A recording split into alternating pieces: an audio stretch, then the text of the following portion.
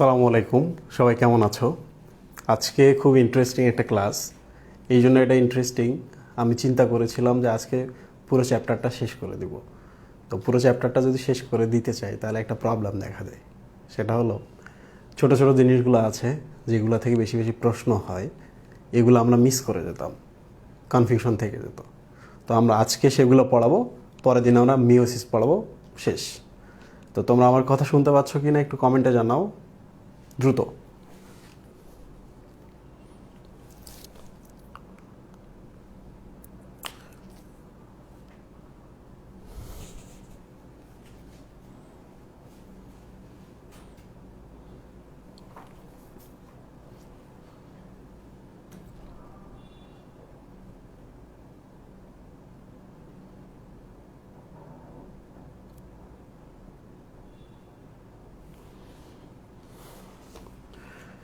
Medical কোর্সে আমি যখন শুরু করি তখন মেডিকেল কোর্সের স্টুডেন্টরা আমাকে বলেছিল, ভাইয়া আপনার প্রশ্ন দেখে কনফিডেন্স হারিয়ে ফেলি। তার মানে কনফিডেন্স কি? কনফিডেন্স হচ্ছে পরীক্ষা দিলাম 14তে 14 বা 100তে 100 পেলাম, এটা না, এটা কনফিডেন্স না। কনফিডেন্স হচ্ছে যত বেশি ভুল করবা, ওইটা যখন সঠিক আনসার বের করতে যাবা, বের করতে গিয়ে তুমি যে বইটা খুলে দেখতেছো, এইটাই আসলে হচ্ছে কনফিডেন্স। পরের বার কোশ্চেন করুক আমি দেখাই দেবো, আমার কেউ আটকাইতে পারবে না। বোঝা গেল? তাহলে আমি প্রশ্ন তোমাদের জন্য সহজ করব না, প্রশ্ন আরও কঠিন করব, যেন 15টা বা 20টায় যদি পরীক্ষা হয় তোমরা 12টা পারবা, বাকি 8টা পারবা না। এবং যে যে 8টা ভুল করবা, এই 8টা কখনোই আর তোমাদের ভুল হবে না। ঠিক আছে? তো আজকে সবার আগে আমি শুরু করব P53 দ্বারা।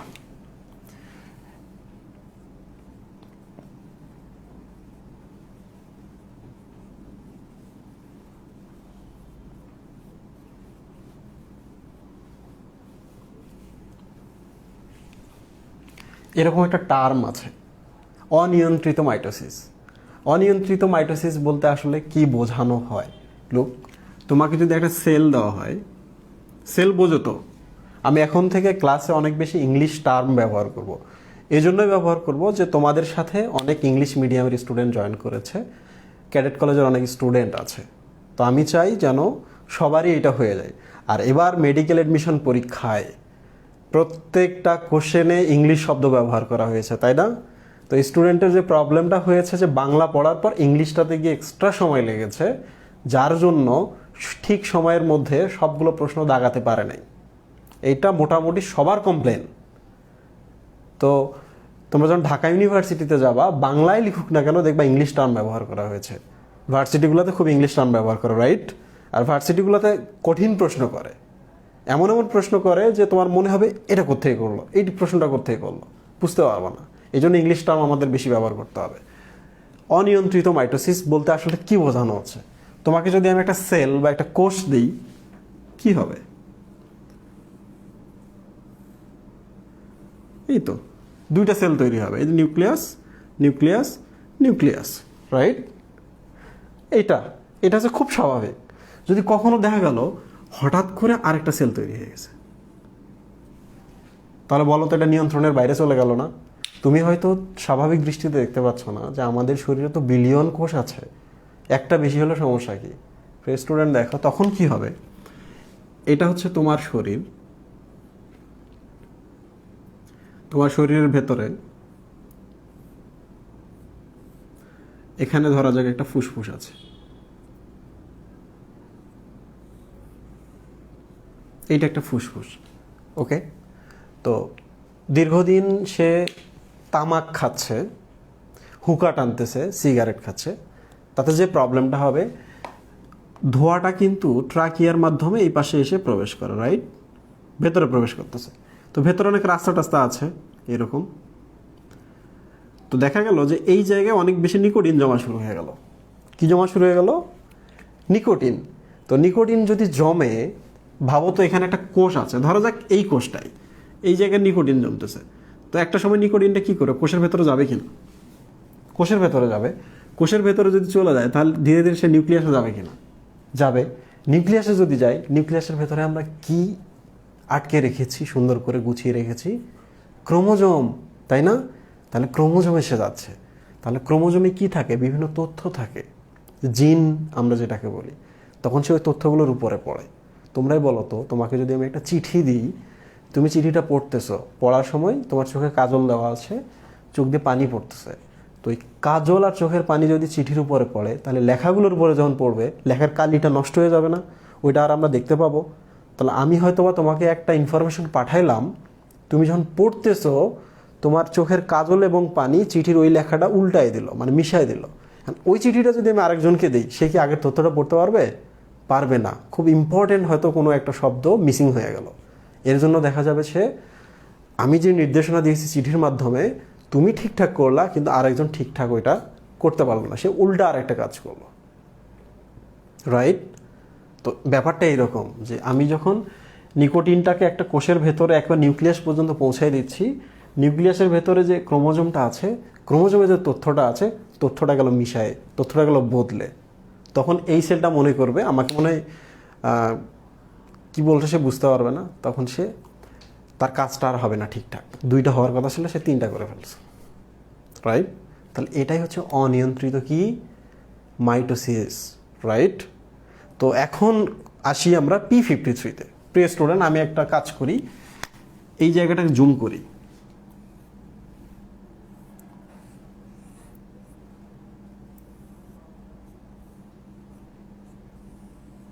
এটা কি আমি বানাইলাম বলো তো? এটা হচ্ছে কোষ, এটা একটা ঝিল্লি বা মেমব্রেন। তোমরা একটু বলো তো এটা কিসের মেমব্রেন এবং কি দেখে বুঝলা এটা কিসের মেমব্রেন? Any idea? খুব দ্রুত কমেন্ট করো। এটা একটা মেমব্রেন। কিসের মেমব্রেন? এই যে এখানে নিউক্লিয়াসটা থাকে, নিউক্লিয়ার মেমব্রেন। রাইট?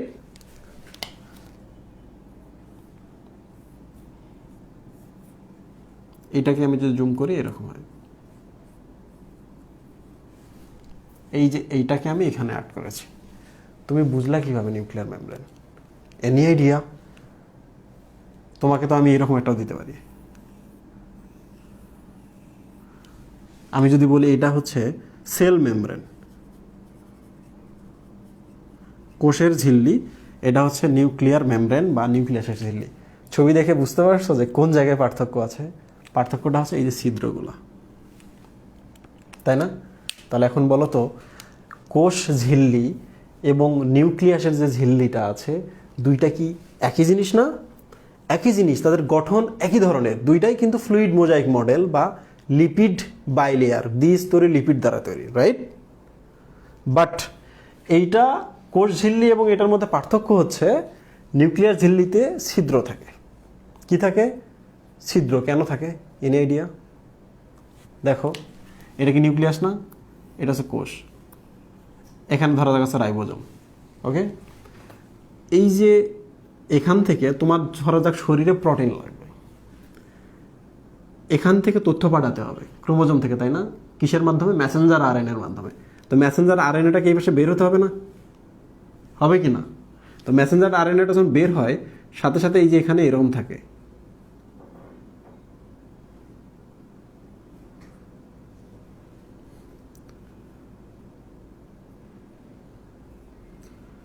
এই গায়ের মধ্যে আছে একটা রাইবোজোম।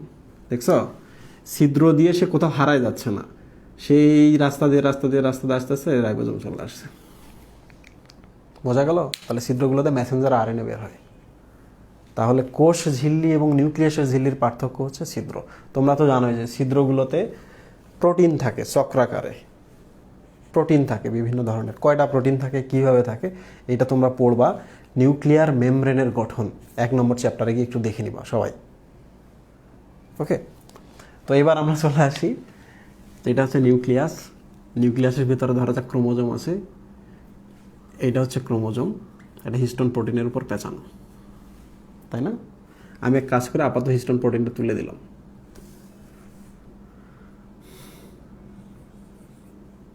এই তো নাকি, এইটা তো ডিএনএ, তাই না? ডিএনএর ভেতরে তথ্য থাকে, তোমরা তো এটা জানো।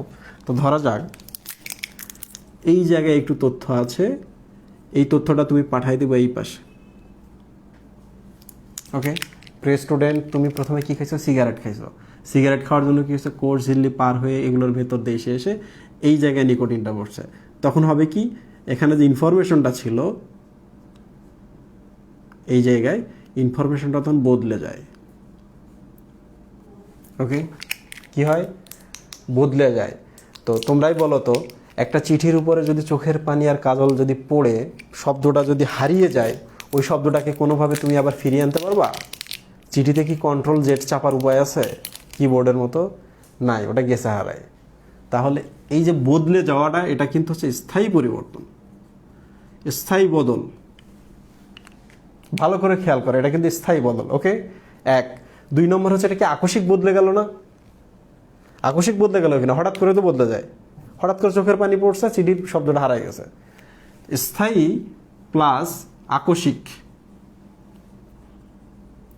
এইটাকে বলা হয় মিউটেশন। কি বলা হয়? মিউটেশন। এই যে মিউট মানে হচ্ছে আসলে দমিয়ে যাওয়া। তোমরা শুধু জেনে রাখো যে সম্মানে যেহেতু প্রক্রিয়া, তাহলে মিউটেশন হচ্ছে একটি প্রক্রিয়া। কি প্রক্রিয়া?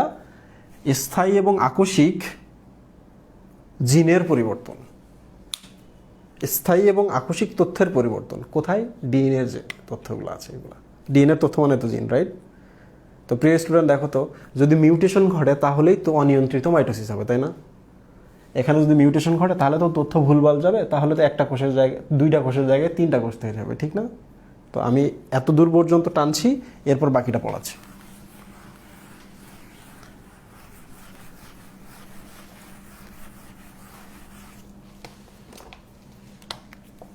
তাহলে আমরা প্রথম পেলাম মিউটেশন।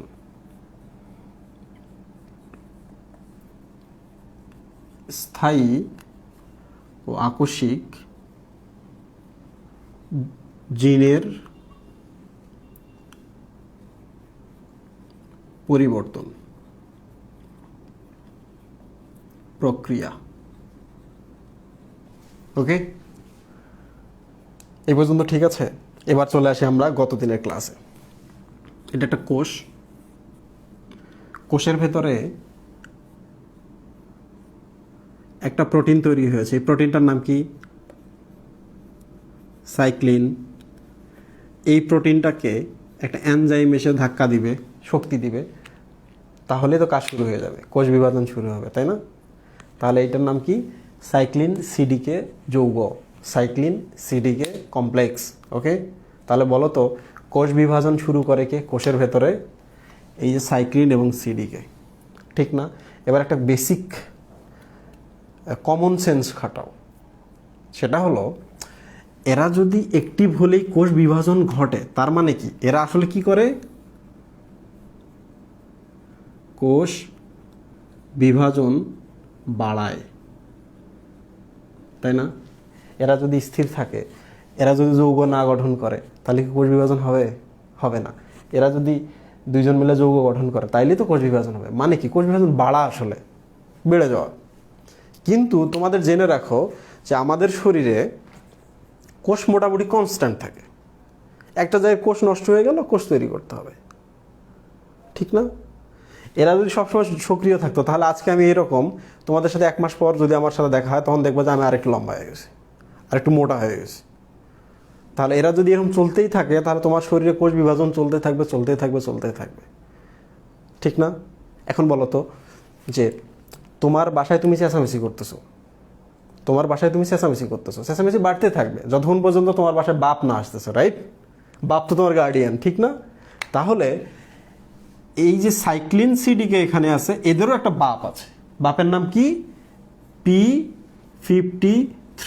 এই জিনিসটা কিন্তু ম্যাজিক, লিখিও না ম্যাজিক, বাট আমি বলে দিলাম এটা একটা ম্যাজিক্যাল ব্যাপার স্যাপার। যে P53 আছে বলেই কিন্তু সাইক্লিন সিডিকে কোষ বিভাজন বাড়াতে পারে না। এরা 2জন নিয়ন্ত্রণে থাকে, এরা হচ্ছে বাচ্চা। ওকে, তোমাদের বইতে লেখা আছে P53 হচ্ছে একটি প্রোটিন।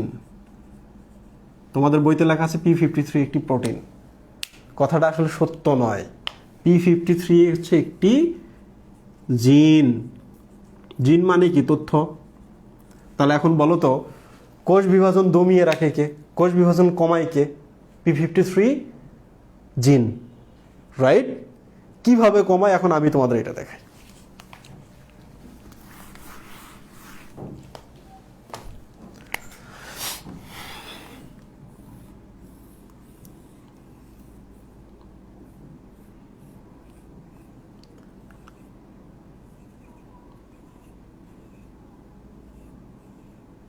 ওকে, এই এদিকে দেখো,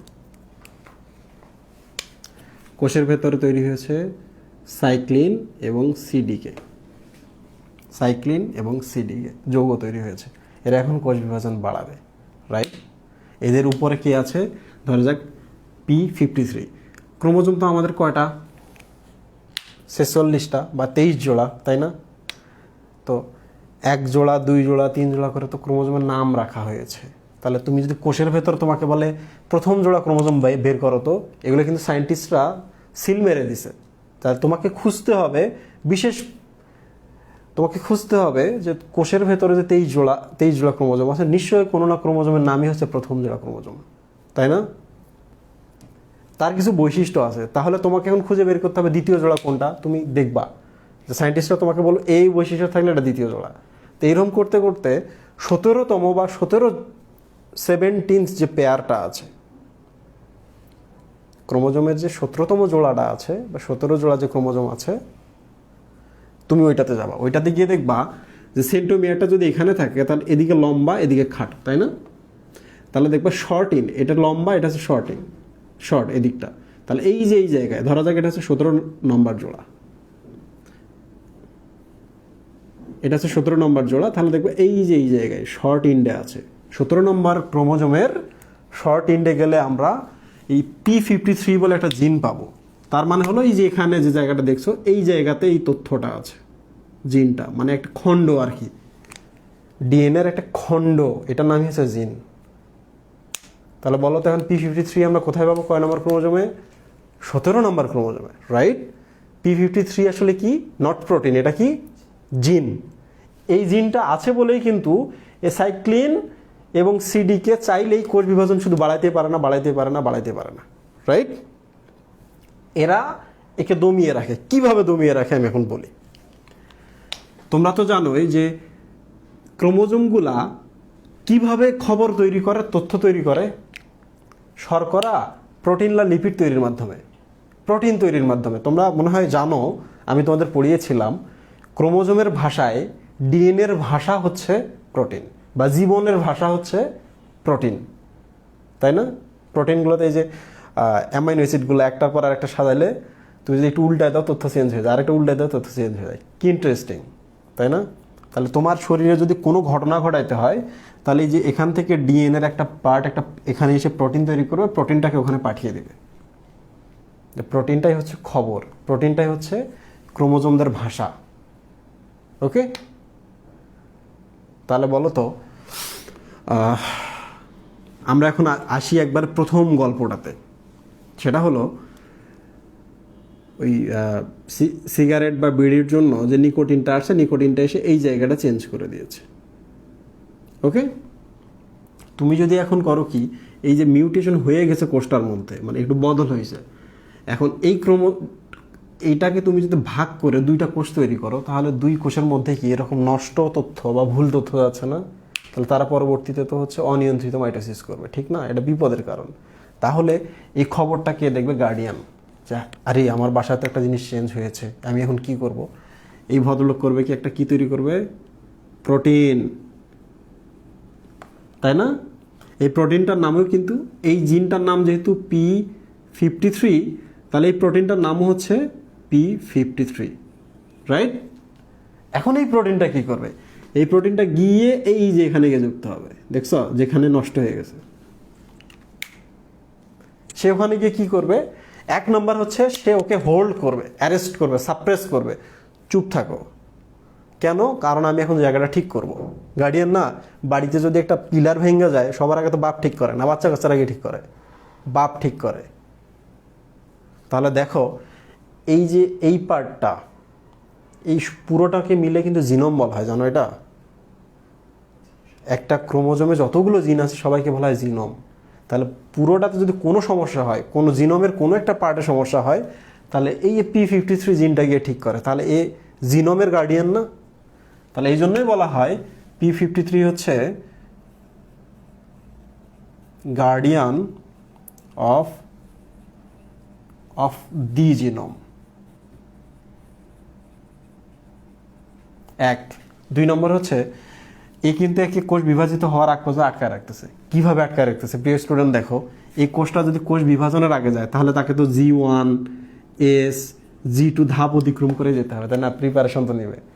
এ যখন এই জায়গায় আসে তখন আইসা বলে প্রথম কথা, তুমি জিতে আসো, জিতেই থাকো, এখানে অ্যারেস্ট থাকবো। তুমি এসতে আসছো, এখানে অ্যারেস্ট থাকবো, ভুলেও G2-তে যাবা না। কারণ G2-তে যদি একবার যায় তাহলে কোষটা বিভাজিত হবে কিছুক্ষণ পরে, তাহলে সে G1 কিংবা এসতে আটকায় রাখে। প্রিয় স্টুডেন্ট, তোমার যদি মনে হয় খুব কঠিন লাগতেছে, একদম চিন্তা করো না, কারণ এত ডিটেল বইয়ের মধ্যে নাই। আমি তোমাকে এই জন্যই পড়াচ্ছি কারণ তোমার মজা লাগবে। কারণ আজকে আমরা একটা ঠিক করে নিয়েছি যে এই পার্টটুকু পড়বো, ঠিক না? এই পার্টটুকু পড়বো, আর তুমি যদি জিনিসটা দেখো তোমার ভালো লাগবে। তাহলে G1 বা এসতে আটকায় রাখে, আটকায় রেখে কি করে? যে ঠিক করে। তাহলে এক নম্বর হচ্ছে রিপেয়ার করলো। যদি দেখে যে রিপেয়ার করা যাচ্ছে না তখন কি হবে? হ্যাঁ, যদি দেখে সে এই জায়গাটা রিপেয়ার করা যাচ্ছে না তাহলে কি করবে? সে এখন মাইটোকন্ড্রিয়াকে নির্দেশ দেবে, মাইটোকন্ড্রিয়া তুমি এক কাজ করো, কোষটাকে শ্রিঙ্ক করো, কোষটাকে ছোট করো, করে নষ্ট করে ফেলো। পুরা কোষটা তখন নষ্ট হয়ে যায়। দেখছো, এই কোষটাকে শরীরে এসে থাকতে দিবে না। কারণ এই কোষটা যদি শরীরে থাকে ও করবে কি? পরবার 2টার জায়গায় 3টা কি তৈরি করবে? কোষ তৈরি করবে। তখনই তো টিউমার, তারপরে ক্যান্সার তৈরি হবে, তাই না? তাহলে এখন বলো তো, P53 যে জিনটা আছে, যেটা একটা প্রোটিন তৈরি করলো, সেই P53 জিনটা টিউমার বা ক্যান্সারকে সাপ্রেস করে রাখলো না, দমিত করে রাখলো না? টিউমার বা ক্যান্সার তৈরি হতে দিল না। এই জন্য এটার নাম হচ্ছে টিউমার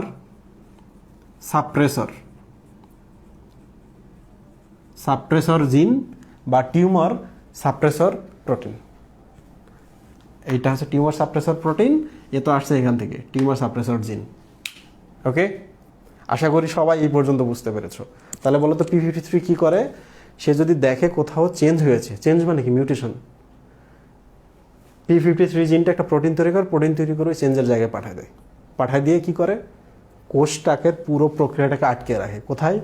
G1 কিংবা S দশায় পার হইতে দেয় না। সে রিপেয়ার করে, যদি দেখে রিপেয়ার করে ঠিক হচ্ছে না, যদি ঠিক হচ্ছে না তাহলে পুরো কোষটাকে সে মেরে ফেলে।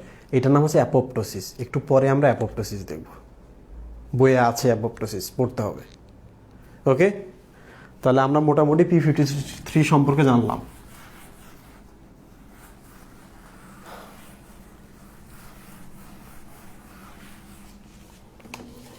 তাহলে এক নম্বর হচ্ছে মিউটেশন মানে হচ্ছে পরিবর্তন, রাইট?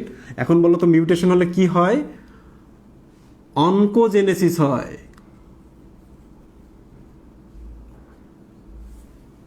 তাই না?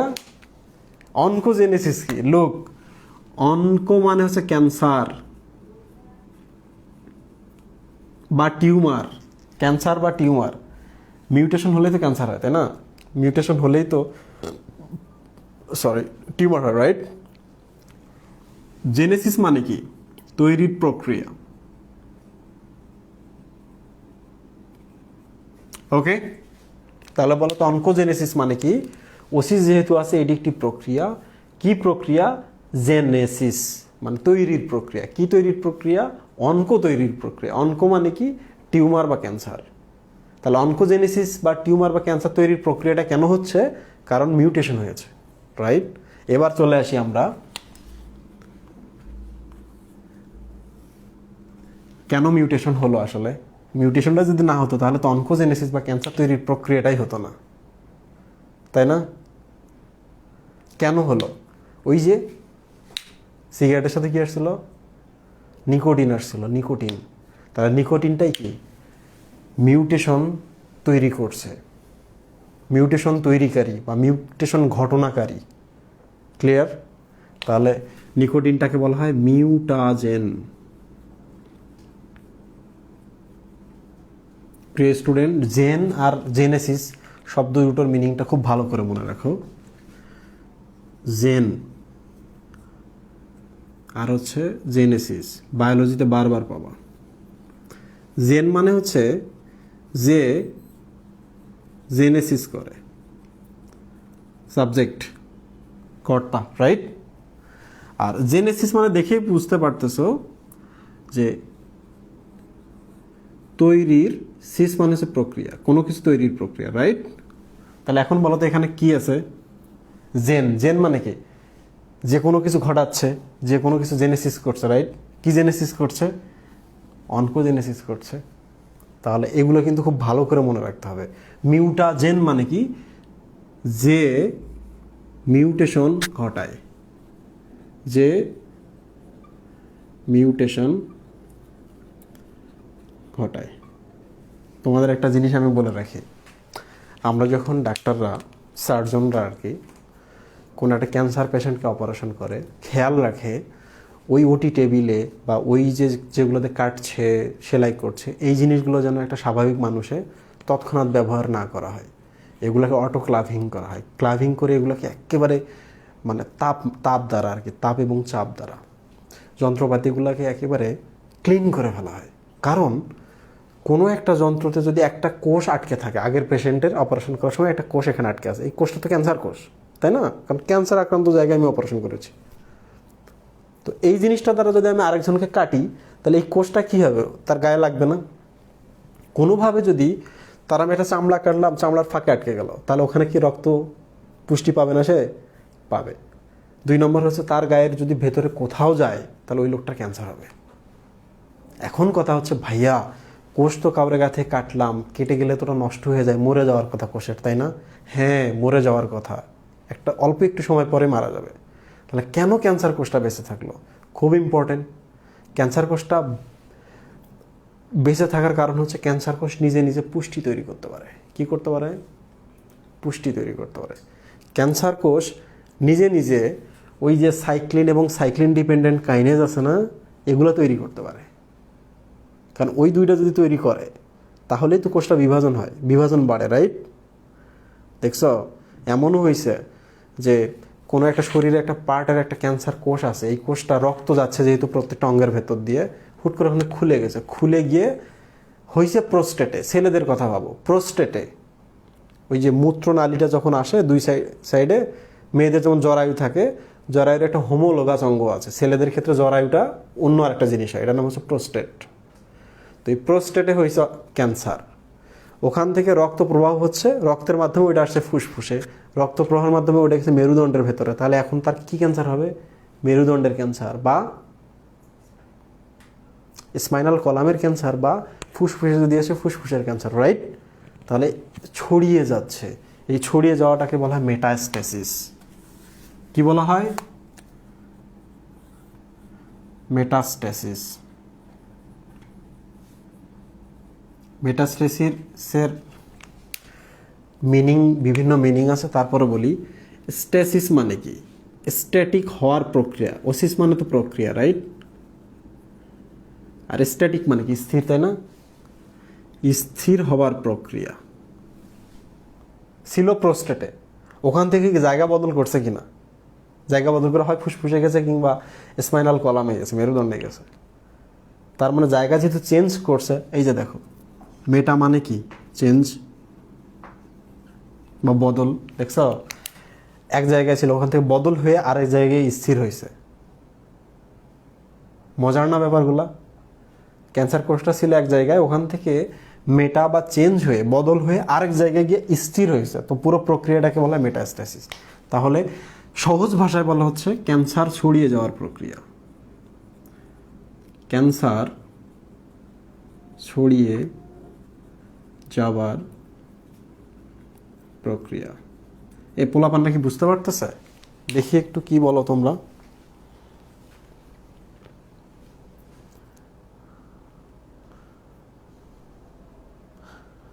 ক্যান্সার কোষ কতদিন পর্যন্ত বেঁচে থাকতে পারে? মাহমুদুল আলম মারুফ, তোমরা যারা আমার এই কথাটা শুনলা তারা লিখে নাও, ক্যান্সার কোষ হচ্ছে অমর। তুমি যতদিন মরো নাই ততদিন পর্যন্ত সে বেঁচে থাকবে। ক্যান্সার কোষ কি? ইমর্টাল, মরে না। ক্যান্সার কোষকে মারতে হয় কীভাবে? তোমার শরীরের ভিতরে কেমিক্যাল দিতে হয়, এটাকে বলে কেমোথেরাপি, কিংবা রেডিয়েশন দিতে হয়, এটাকে বলে রেডিওথেরাপি। তারপর মরতে পারে। কেমোথেরাপি আর রেডিওথেরাপি দিয়ে যে মারা যায় তাও কিন্তু সম্ভব, মাঝে মাঝে হয় না। তো তখন এটাকে বলা হয় কেমোথেরাপি ঠিক কাজ করেনি, রেডিওথেরাপি কাজ করেনি, এই লোককে বাঁচানো যাবে না, তাই না? তাহলে একটা মানুষের শরীরে যদি ক্যান্সার মেটাস্টেসিস হয় বা ছড়িয়ে যায়, এক জায়গা থেকে আরেক জায়গায় স্থির হয়ে যায়, তাকে বাঁচানো খুব টাফ, কারণ অলরেডি সারা শরীরে ছড়াই গেছে।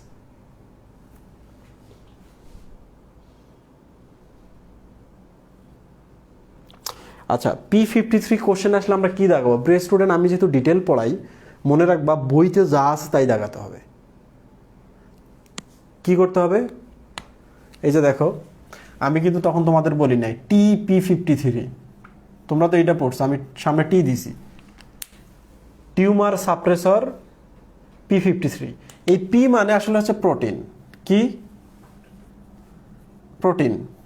তাহলে প্রোটিন 53, তাহলে বইয়ে দেখাতে হবে প্রোটিন হিসাবে। আবার বইয়ে দেখো জিনও লেখা আছে, P53 হচ্ছে একটি জিন। তো এত ভয়ানক কিছু আসবে না। প্রশ্ন আসতে পারে কোন জিনটি কোষ বিভাজনকে দমিয়ে রাখে, বা কোন প্রোটিনটি কোষ বিভাজনকে দমিয়ে রাখে। প্রশ্ন যেটাই হোক না কেন, আনসার কি একটাই তো, তাই না? তাহলে যেমনি হোক সমস্যা নাই। P53 যদি শর্ট নোট আসে তাহলে নিজের মনের আনন্দ দিয়ে দিবা। এটি হচ্ছে একটি কি জিন, যেটি 17 নম্বর ক্রোমোজোমের শর্ট এন্ডে থাকে, খাটো প্রান্তে থাকে। এটি কি করে? একটি প্রোটিন তৈরি করে, তার নাম হচ্ছে P53 প্রোটিন। এই P53 প্রোটিনের কাজ কি? সে হচ্ছে মিউটেশন হওয়া কোষগুলা, মিউটেশন হওয়া কি করে? ডিএনএটাকে রিপেয়ার করে, পুনর্গঠিত করে। যদি না করতে পারে ওই কোষটাকে মেরে ফেলে, অ্যাপোপ্টোসিস করে। কিছুক্ষণ পর যদি অ্যাপোপ্টোসিস পড়বো, তাহলে লেখার সময় অ্যাপোপ্টোসিস শব্দটা ব্যবহার করবা। টিচার প্রথম যে জিনিসটা হবে, মুগ্ধ হয়ে যাবে, ও মাই গড এত সুন্দর টার্ম ব্যবহার করছে। তারপর টিচার যেটা ভাববে যে আমার থেকে বেশি যাবে। ভুল বলছি আমি? এই কথাগুলো যদি 1 বছর বা 2 বছর আগে কেউ বলতো আমার সামনে, আমি ভাবতাম এই তো আমার থেকে বেশি জানে, কারণ আমি তো পড়ি না এটা। তোমাদের পড়াইতেই আমাকে এগুলো পড়তে হয়। যদিও মেডিকেলে আমরা এগুলো ডিটেল পড়েছি, তারপর তো দীর্ঘদিন পড়ি নাই। আচ্ছা প্রিয় স্টুডেন্ট, আমরা টার্ম কটা শিখলাম? অনকোজেনেসিস, মিউটেশন, মিউটাজেন। জেন মানে যে ঘটায়, কর্তা। তাহলে যারা মিউটেশন ঘটায়, মিউটেশন ঘটায় কারা? বিভিন্ন রাসায়নিক পদার্থ, তারপর হচ্ছে গামা রশ্মি কিংবা আল্ট্রাভায়োলেট রশ্মি, সূর্য থেকে আসা, নিকোটিন, এগুলাই তো, তাই না? এরপর মেটাস্টেসিস মানে কি? ক্যান্সার ছড়িয়ে যাওয়া। এরপর আমি আরও কয়েকটা ভেগ টার্ম দেখাই। কার্সিনোমা, কার্সিনোজেন,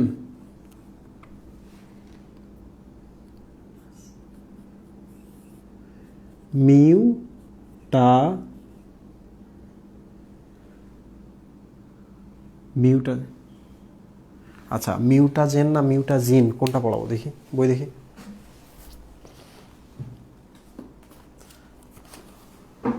আচ্ছা অনকোজিন।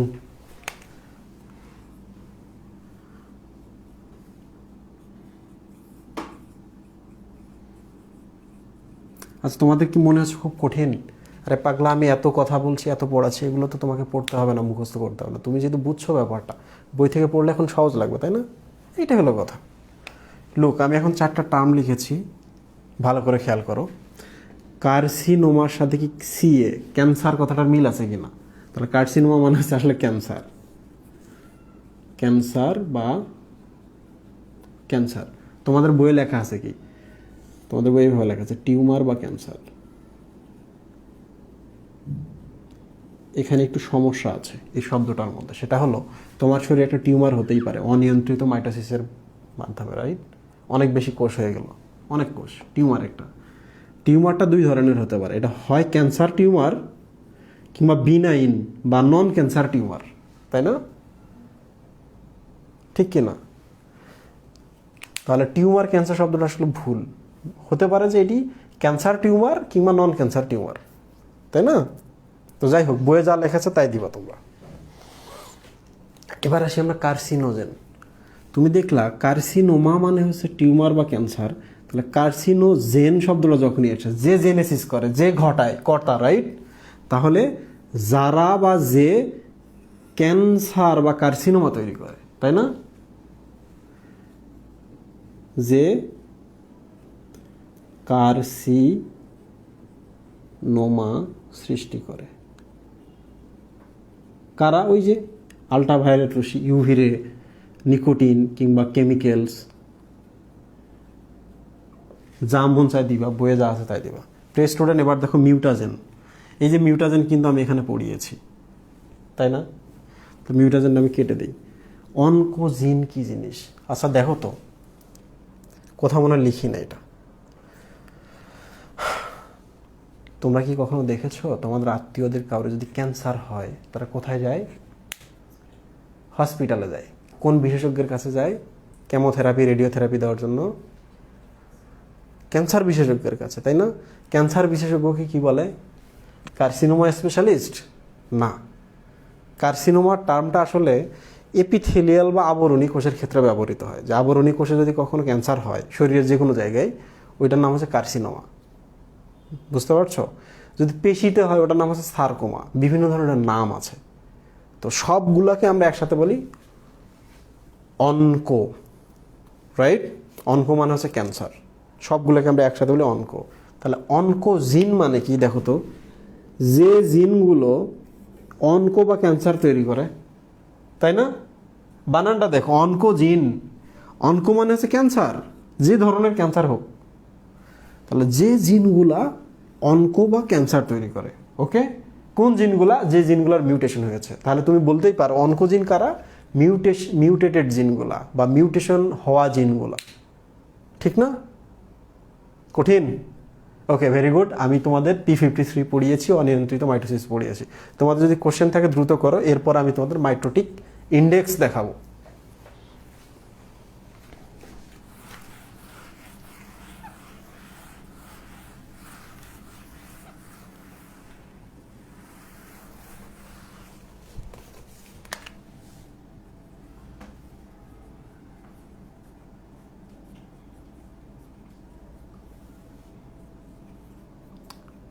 মাঝে মাঝে তোমাদের অনেকেই আছো যে আমাকে ইনবক্স করো, ইনবক্সে বলো ভাইয়া মাইটোটিক ইন্ডেক্স কি। লাস্ট ক্লাসে যেহেতু আমি এই পর্যন্ত যাইনি, তো তোমরা যদি একটু সময় নাও এই ইনবক্সগুলা বা মেসেজগুলো করা থেকে, তাহলে আমার জন্য ভালো হয় আর কি। যখন তোমরা মেসেজ করো না তখন আমার কি কি মনে হয়? প্রথম যেটা মনে হয়, আল্লাহ, আমি সেদিন যদি এটা পড়াইতাম আজকে মেসেজ করতো না ছেলেটা, তাই না? কারণ সে তো পড়তেছে, এটা খুব পজিটিভ একটা ব্যাপার। 2 নম্বর হচ্ছে মাঝে মাঝে বিরক্ত লাগে যে ছেলেটাকে আমি এখনো পড়াই নাই, সে এখন ওখান থেকে গিয়ে আমার প্রশ্ন করতেছে, তাই না? আগে আগে পড়া কিন্তু খুব ভালো, কিন্তু ফেসবুকে যেহেতু টাইপ করে অনেকক্ষণ লিখে বোঝানো টাফ না। ক্লাসে তো আমি অনেক কিছু বোঝাইছি, তো এই জন্যই আর কি যে যেগুলো আমি পড়াই না, ওয়েট করো, লিখে রাখো, ভাই এগুলো এগুলো পড়াই নাই, ভাইয়ের ঘাড় চেপে ধরবো, এগুলো না পড়ে চ্যাপ্টার থেকে পার হইতে দেবো না। আমি খুশি তাতে। কার্সিনোজেন কি জিন হতে পারে? না, কার্সিনোজেন জিন হবে না। মিউটেটেড জিনগুলোকে আমরা যদি চাই যে ব্রড টার্মে ধরলাম, যে জিনগুলো পরিবর্তন হয়েছে ওগুলো হচ্ছে কার্সিনোজেন বা ক্যান্সার সৃষ্টিকারী, বলা যেতে পারে, বলা যেতেই পারে। বাট কার্সিনোজেন কিন্তু এগুলো না। নেটে সার্চ দিবা, দেখবো কার্সিনোজেন অনেক ধরনের আছে। সিলিকা গুঁড়া কার্সিনোজেন, সিমেন্টের কারখানায় করো কার্সিনোজেন, কাঁচের কারখানায় কাজ করো কার্সিনোজেন, লোহার কারখানায় কাজ করো এখানেও কার্সিনোজেন আছে। এই যে আমরা যে হাজারিবাগ আছি, ট্যানারি মোড়ে যারা যাই বাজার করতে, তাদের কার্সিনোজেন আছে, রাইট? ঢাকার বাতাসে কি আছে? ক্যাডমিয়াম আছে, কার্সিনোজেন। ধুলোবালি কার্সিনোজেন, কারণ এগুলোর মধ্যে রাসায়নিক পদার্থ আছে, তাই না? ঢাকার বাতাস তো সবথেকে পলুটেড বাতাস।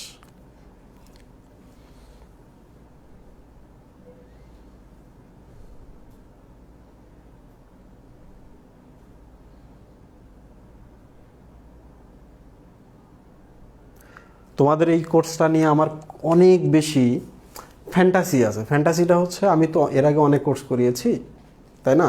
মেডিকেল ভার্সিটি কোর্স করিয়েছি, মডেল টেস্ট করিয়েছি, একাডেমিকও তোমাদের করাই। একাডেমিকের ক্ষেত্রে কিন্তু আমি চেঞ্জ নিয়ে এসেছি, তোমরা অনেক খেয়াল করছো যে আমি এখন বিস্তারিত পড়াচ্ছি। আগেও পড়িয়েছি, তবে আরও একটু বিস্তারিত হওয়ার কারণে এই যে বললাম যে এবার মেডিকেল ভর্তি পরীক্ষা ইংলিশ টার্ম নিয়ে এসছে, 1-2 নম্বর হচ্ছে আরও বেসিক পড়তে হবে। সো এই কোর্সটা আমি যেন, এমন যদি হয় তোমাদের যে এই কোর্সটা শেষ করেই তোমাদের ঘোষণা দিয়ে ফেলছে এইচএসসি ফাইনালের পর ফুল সিলেবাসে পরীক্ষা হবে, তখন যেন এগুলো না ধরতে হয় যে ভাইয়া আমরা আগেরগুলো পড়ি, তাহলে আপনি আমাদের বাকি 14টা পড়ান, কারণ এর বাইরে তো আর কোনো কোশ্চেন নাই, আছে নাকি? তো এইটা প্ল্যান আছে আর কি। আর যদি কখনো হয় যে এই 10টা চ্যাপ্টার থেকে হবে, তখন প্রয়োজন আমরা আরও ডিটেল পড়বো, তাই না?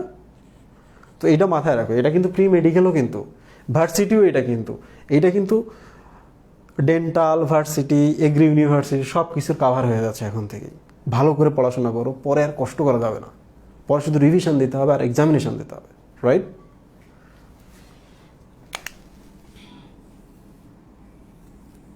প্রিয় স্টুডেন্ট, ইন্ডেক্স শব্দটা দ্বারা হচ্ছে বোঝায় যে কোনো কিছু পরিমাপ করার ব্যাপার স্যাপার।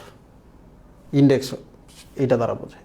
চার্ট টার্ট তোমার দিয়ে দিল, কিংবা একটা পরিমাণগত কিছু পরিমাণ দিয়ে দিল, তুমি একটা মন্তব্য করতে পারলা যে এর শরীরে তো এইটা বেড়ে গেছে, এর শরীরে তো এইটা হওয়ার কথা ছিল, এইটা কম হয়ে গেছে, তার মানে এর শরীরে রোগ হচ্ছে। ইন্ডেক্স ব্যাপারটা দ্বারা এটা বোঝায় আর কি। তো যেহেতু মাইটোটিক শব্দটা দেওয়া হয়েছে, তার মানে মাইটোসিস ইন্ডেক্স বা মাইটোসিসের ঘটনাগুলো দেখে আমরা ধারণা করতে পারি তার শরীরে কোনো ক্ষতি হচ্ছে কিনা। তোমরাই বলো তো, কিছুক্ষণ আমি পড়িয়েছি মাইটোসিসের ক্ষতি মানে কি? অনিয়ন্ত্রিত মাইটোসিস। অনিয়ন্ত্রিত মাইটোসিস মানে কি? ক্যান্সার, তাই না? ক্যান্সার যদি ছড়িয়ে যায় এটার নাম কি? Metastasis, right? দেখো,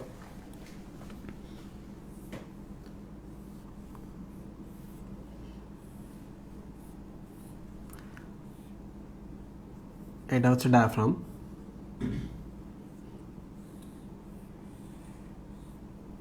এটা হচ্ছে একটা মানুষের ফুসফুস। প্রিয় স্টুডেন্ট, দেখো তো মাঝে মাঝে হয় না যে মানুষটার খুব কাশি হচ্ছে, কাশিতে রক্ত আসতেছে, কিংবা শুধু কাশি হচ্ছে, শুকাই গেছে হঠাৎ করে।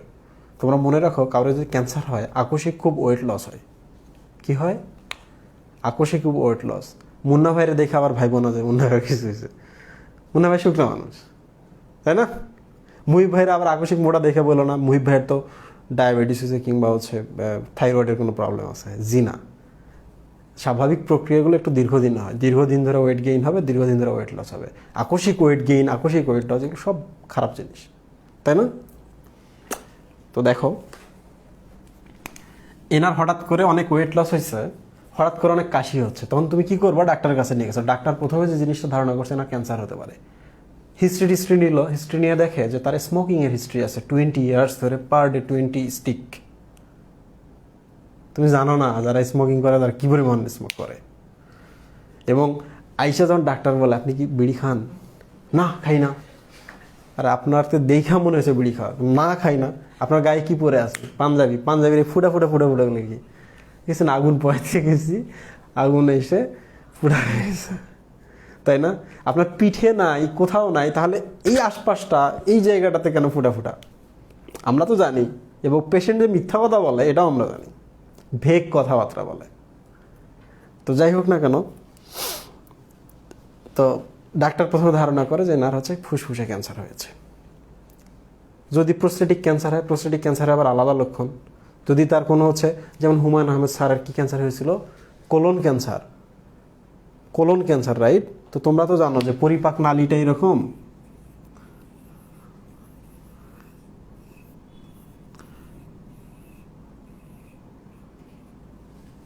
এরকম। তাহলে বলো তো, যদি এদিকে ক্যান্সার হয় উপর দিয়ে রক্ত আসতে পারে, তাই না? কাশি টাশিতে বা বমি টমিতে রক্ত আসবে, ফ্রেশ রক্ত।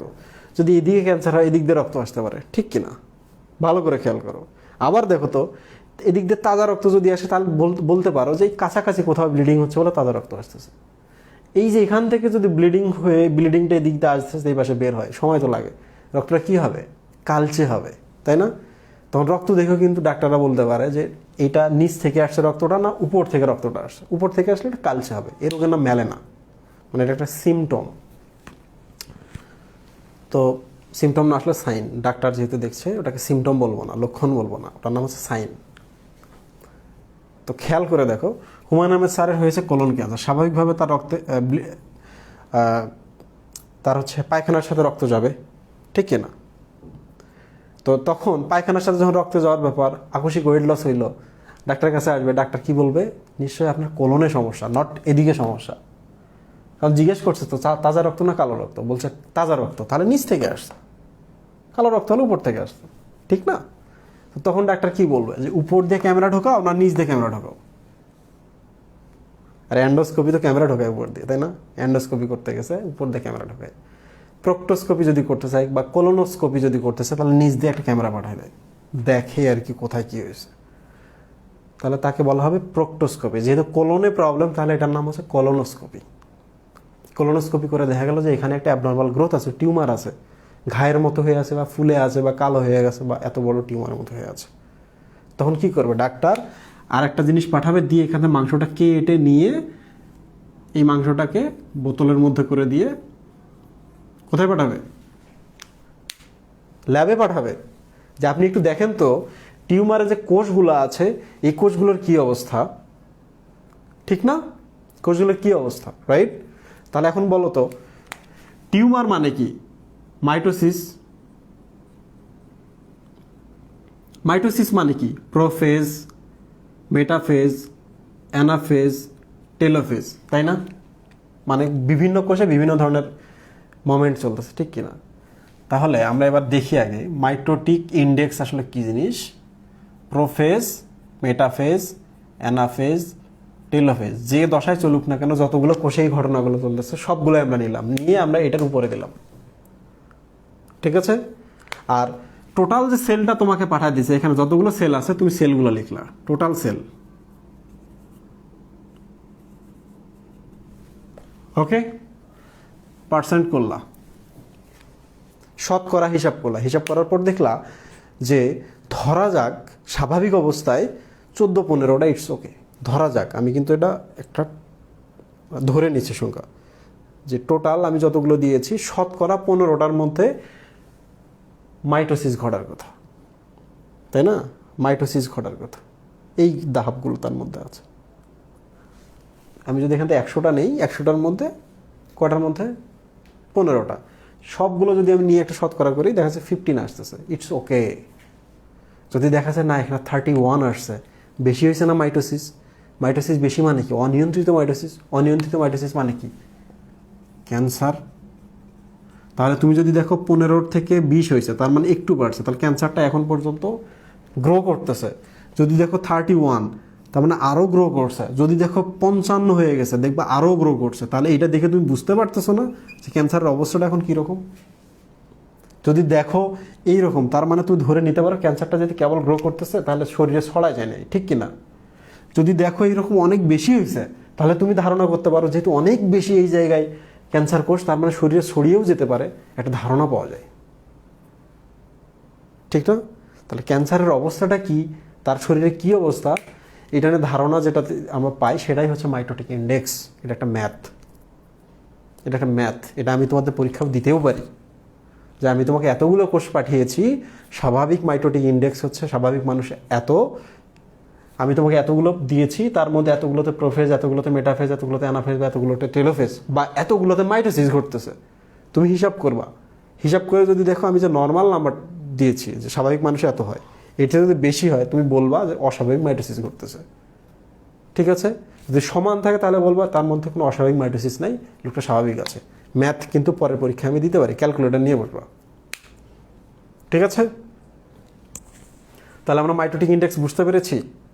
টোটাল তোমাকে যে পরিমাণ কোষ দিবে আর যে পরিমাণ মাইটোসিস ঘটতেছে বিভিন্ন ধাপ আমি আলাদা করেছি, করার পর শতকরা করবো, শতকরা পাচ্ছ কতটুকু।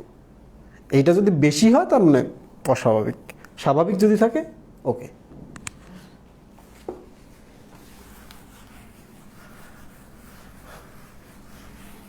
কি কষ্ট হইতেছে বুঝতে? কষ্ট হইতেছে না? তো আমি তোমাদের একটু পরে এসে কোষের মৃত্যু পড়াবো। আজকে আমি খুব মজার জিনিস পড়াবো কোষের মৃত্যু থেকে। তো তোমরা যারা এখন হাঁটাহাঁটি করবা, অফলাইনে চলে যাবা, খুব তাড়াতাড়ি চলে আসবা। কত মিনিট? 6 মিনিটের কোনো মাঝে যা আছে আমার কেন জানি মনে হয় যে 5 মিনিট সময় তো সবাই নেয়, তাই না? আমার মনে হয় যে 5 মিনিট খুব দ্রুত চলে যাবে, আর একটা এক্সট্রা 1 মিনিট নিয়ে নেই, এটা আয়েশ করে বসে থাকা যাবে, তাই না? 6 মিনিট পর দেখা যাচ্ছে।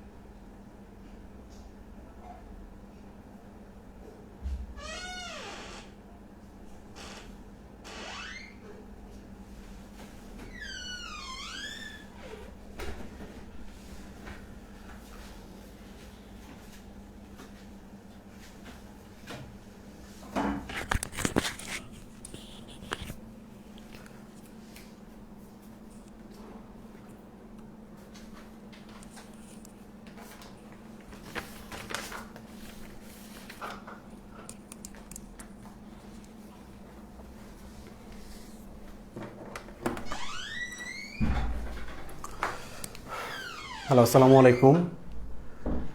তোমরা কি সবাই চলে আসছো?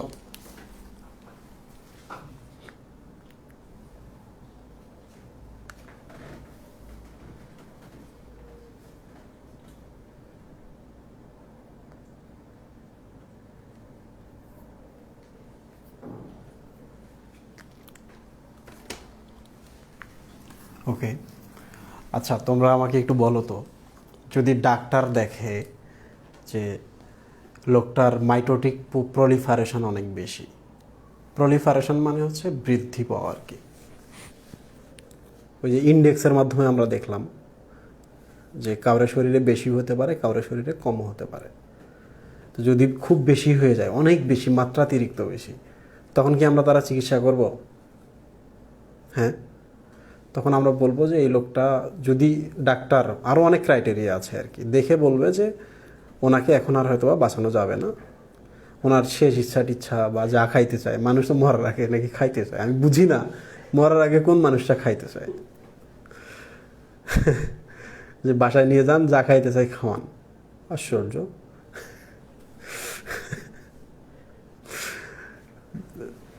তখন বলে যে বাসায় নিয়ে যান, চিকিৎসা করে হয়তো লাভ হবে না, কষ্ট যেগুলো হবে, ব্যথা হলে ব্যথার ওষুধ, একটু ডাক্তার দেখান, শ্বাসকষ্ট হলে যেন অক্সিজেন দেওয়া হয় বা অন্য কোনো ট্রিটমেন্ট করা হয়, বাসাতে থাকুন। আবার যদি অনেকে আবার আছে, না আমরা ইন্ডিয়ায় নিয়ে যাবো, ইন্ডিয়ায় গেলে খুব ভালো হয়, এটা একটা ভুল ধারণা। ইন্ডিয়ার মানুষ যেভাবে ট্রিটমেন্ট করে আমরাও সেভাবে করি, পার্থক্য শুধু একটা জায়গায়, সেটা হলো যে আমাদের দেশে সুপার স্পেশালাইজড যে হসপিটালগুলা, এগুলা মেডিকেল কলেজগুলোতেও কিন্তু বোর্ড বসানো হয়, তোমরা মনে হয় জানো না।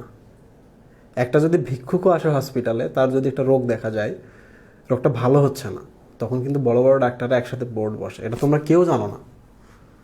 একটা ভিক্ষুকেরও বোর্ড বসে, এটা তুমি বলো আর না বলো, ডাক্তাররা কিন্তু বোর্ড বসায়। কিছু বুঝলা? বসিয়ে একটা সিদ্ধান্ত নেয় যে এটার কী হতে পারে।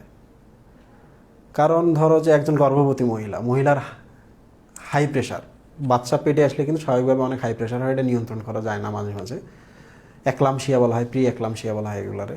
তো এই ক্ষেত্রে আমি কয়টা ডাক্তারের সাহায্য নেব? প্রথমত গাইনি ডাক্তার তো থাকবেই, 2 নম্বর হচ্ছে তখন একটা মেডিসিন ডাক্তারও পাশে আসবে।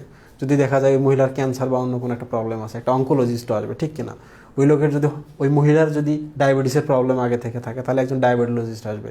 যদি তার জয়েন্টের প্রবলেম থাকে, তাহলে একজন রিউমাটোলজিস্ট আসবে, আসবে না? যদি তার সাইকোলজিক্যাল প্রবলেম থাকে, তাহলে তাকে একজন সাইকিয়াট্রিস্টও না হবে। তাহলে দেখো, একটা মানুষের মধ্যে অনেক প্রবলেম থাকলে অনেকগুলো ডাক্তার বোর্ড বসায়, ঠিক কিনা? এটা কিন্তু আমরা জানি না, কারণ এত কিছু বর্ণনা করার সময় নেই। হসপিটালে এত বেশি রুগী আসে যে তোমার দেখাবো এই যে আমরা বোর্ড বসছে, সিদ্ধান্ত নিচ্ছি, এটা দেখানোর সময় নেই, এই জন্য তুমি জানো না। তুমি শুধু দেখো না এখানে ডাক্তার দিনে 2 বার আসতেছে বা 1 বার আসতেছে, ডাক্তার আসেই না। ডাক্তার কি রুগীর পিছনে বসে থাকবে? তো তোমরা যারা বড় হবা, আমি বলে রাখি, যদি তোমাদের ফ্যামিলিতে কাউরে কখনো ইমার্জেন্সি প্রবলেম হয়, হঠাৎ করে খুব শ্বাসকষ্ট, খুব প্রবলেম, ভুলেও তাকে কখনোই চেম্বারে নিয়ে যাবে না, সরাসরি হসপিটালে ইমার্জেন্সিতে গিয়ে ভর্তি করাই ইউনিটে পাঠিয়ে দিবা। সব সময় ডাক্তার থাকে মেডিকেল কলেজগুলোতে।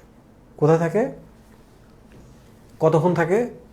তুমি যদি রাত 3টার সময় যাও, 3টার সময় ডাক্তার থাকে। তাহলে এই ভুল ধারণাটা মনের মধ্যে কখনোই রাখা যাবে না। তো এই ভুল ধারণাটা কখন দূর হয় জানো? যখন তুমি নিজে ডাক্তার হবো, তখন দেখবে আরে আমি সারাদিন আছি, প্রবলেম হলে যাচ্ছি, তারপরে বলো ডাক্তার দেখে না। তোমরা তো বিবেচনা করো গন্ধ, হসপিটালে গন্ধ থাকবেই, তাই না? 2 নম্বর হচ্ছে ময়লা, আর সহ্য ডাক্তাররা তো ময়লা করে না, রুগীর লোকরা এসে ময়লা করে। ভাত খাইতেছে, ভাতের অতিরিক্তটা হয়েছে, জানালাতে ধূপ করে ফেলে দিতেছে, নিচে হয়তো বা কোনো একটা সাইড আছে কিংবা একটা জানালা আছে, তার পাশে গিয়ে পড়লো, নিচের একটা ফ্লোরে গিয়ে পানি ঢুকে গেল, তখন কি হবে? নোংরা হয়ে গেল। একজন পানের পিক ফেলতেছে, কারণ দরিদ্র মানুষরা তো সরকারি হসপিটালে আসে, তাই না? ধনীরাও আসে, যখন কোথাও কাজ হয় না, দিন শেষে সরকারি হাসপাতালেই আসতে হয় তাকে। কিছু বুঝলা? তাহলে রংচঙে হাসপাতালের থেকেও জরুরি হচ্ছে সরকারি হসপিটাল। আয়সা কি করে? একজন পানের পিক ফেলছে, তাহলে পরে আরেকজন পানখোর যদি ওই পাশে যায়, কোথায় পিক ফেলবো, কোথায় পিক ফেলবো, ওই যে ওখানে ফেলছে, ওখানে গিয়ে পিক ফেলে। একজন হুট করে থুতু ফেলতে হবে, ওই জায়গায় থুতু ফেলে। একজন বলে না আমার একটু বমি করতে ইচ্ছে করতেছে, ওখানে গিয়ে বমি করে। নোংরা হয়ে গেল, দোষ হয়ে গেল কার? সরকারি হাসপাতালে। সরকারি হসপিটালে রুগীদের জন্য প্রচুর টাকা খরচ করে গভর্নমেন্ট। আমরা যারা ডাক্তার আমরা জানি, প্রচুর শ্রম দেওয়া হয়, আমরা যারা ডাক্তার আমরা জানি, তাই না? আর যত নোংরা, যত অপবাদ, সবগুলো কিন্তু তোমরাই দাও। তো যাই হোক না কেন, তুমি যদি কখনো দেখো মাইটোটিক ইন্ডেক্স খুব বেশি হচ্ছে, তখন কি করবা? আশা নাই, তখন ধারণা করতে পারো মেটাস্টেসিস হয়েছে, তখন তুমি তার শরীরে আর কিছু টেস্ট করে দেখলা এখানে এখানে এখানে এখানে ক্যান্সার গেছে, আর কোনো উপায় নেই। তবে তুমি তখন ডিসিশন নিতে পারো লোকটাকে কেমিক্যাল বা কেমোথেরাপি দিব, কেমিক্যাল মানে ওষুধ খাওয়ানো আর কি, ইনজেকশন দেওয়া, এগুলো ওষুধ, এগুলোকে বলে কেমোথেরাপি, কিংবা রেডিওথেরাপি। রেডিওথেরাপি দিয়ে সেলগুলো কিন্তু ধ্বংস করা যায়। তো এক্ষেত্রে ইম্পর্টেন্ট কথা হচ্ছে মাইটোটিক ইন্ডেক্সের মাধ্যমে কি করা হয়, চিকিৎসার একটা প্ল্যান তৈরি করা হয়, কিন্তু কোন ধরনের চিকিৎসা করব, কোনটা নিব না, বা করবোই কি না, রাইট? আবার চিকিৎসা চলতে চলতে আবার তুমি কিন্তু আবার নতুন করে মাংস নিয়ে পরীক্ষা করবা, তাই না? আবার দ্বিতীয়বার যে আগের থেকে এখন কি অবস্থা আমি একটু দেখলে আগে যেমন বৃদ্ধি বা প্রলিফারেশন হতো, এখনকার বৃদ্ধি বা প্রলিফারেশন তুলনামূলক কম, তাহলে ক্যান্সার কেমোথেরাপি বা রেডিওথেরাপি কাজ করছে কি না? করতেছে। ওকে, ভেরি গুড। তো টিউমার কোষ নিয়ে আমি যেটা বলতে চাচ্ছিলাম, তখন টিউমার কোষগুলো কি করতে পারে, গ্রোথ ফ্যাক্টর নিজে নিজে তৈরি করতে পারে, তাই না? এগুলো অমর, তাহলে গ্রোথ ফ্যাক্টরের দরকার পড়ে না, ঠিক না? তো যাই হোক না কেন, প্রিয় স্টুডেন্ট, দেখো এখন আমি দেখাবো কোষের মৃত্যু। আচ্ছা তুমি বলো তো, তোমার বাসার ফ্লোরে যত ময়লা আছে, এই ময়লার একটা বড় অংশ কি? এনি আইডিয়া কি? ফ্লোরে খুঁজে দেখো, তোমার মাথার চুল পাওয়া যাবে। 1, ফ্লোরে খুঁজে দেখো, তোমার মাথার খুশকি পাওয়া যাবে। 2, মাথার খুশকি যদি পড়ে, এগুলো তো ডেড সেল, তাহলে শরীরের যে ডেড সেলগুলো আছে এগুলোও তো পড়বে, ঠিক কি না? তাহলে ফ্লোরের মধ্যে বাড়িতে যেগুলো আমরা দেখি বেশিরভাগই হচ্ছে আমাদের শরীরের মৃত কোষ, ঠিক না? তার মানে কোষগুলো মরে গেছে।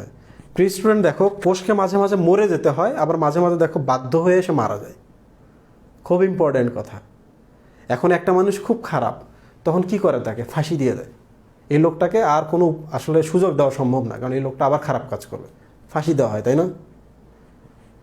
তাহলে কোষ মাঝে মাঝে শরীরের প্রয়োজনে মরে যেতে হয়, আবার মাঝে মাঝে অ্যাক্সিডেন্টেও কোষ মারা যেতে পারে। তাহলে 2 ধরনের মৃত্যু হতে পারে, একটা হচ্ছে নেক্রোসিস, আর একটা হচ্ছে অ্যাপোপ্টোসিস। ওকে প্রিয় স্টুডেন্ট, দেখো এই যে NE দ্বারা এটা বানান শুরু, NE, বা ধরা যাক তুমি ভাবো যে এটা নোর সাথে মিলে যাচ্ছে, তাই না? নো, আমি মরবো না, বাট তাকে তুমি বাধ্য করতেছো মরার জন্য। এটা খারাপ না? খারাপ কিনা? যে এটা হওয়া উচিত না।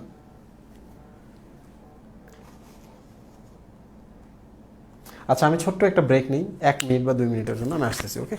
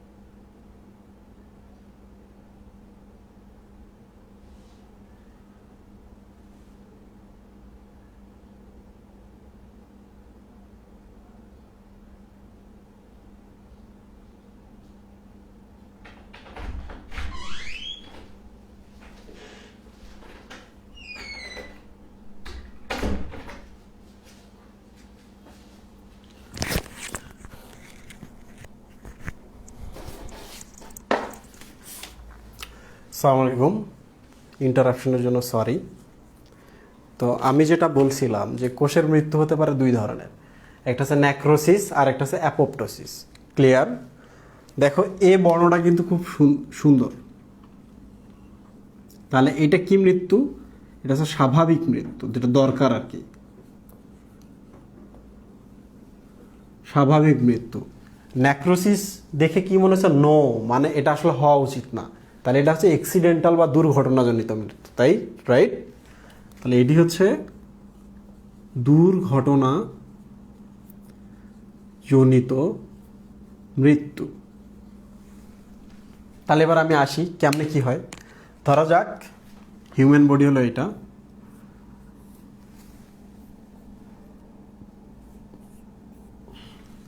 তো তোমার শরীরের উপরে হঠাৎ করে অ্যাসিড পড়ছে, রাইট, এই জায়গার মধ্যে।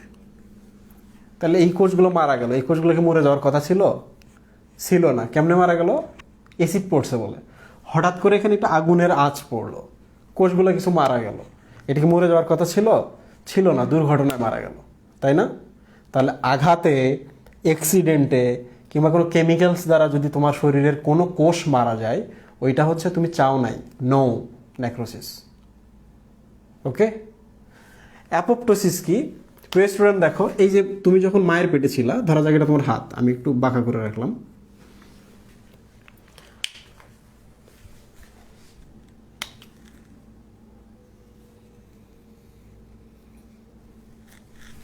এটা হচ্ছে তোমার হাত, মায়ের পেটে ছিল।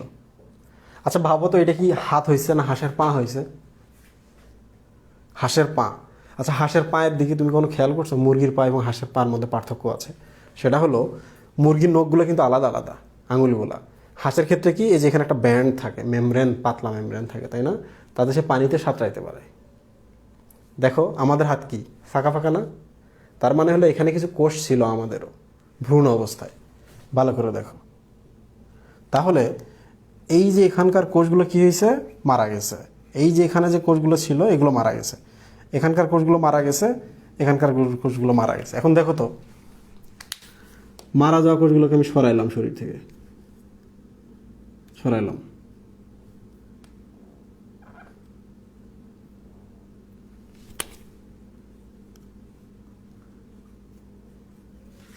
এখন একটা সুন্দর হাত হইল না?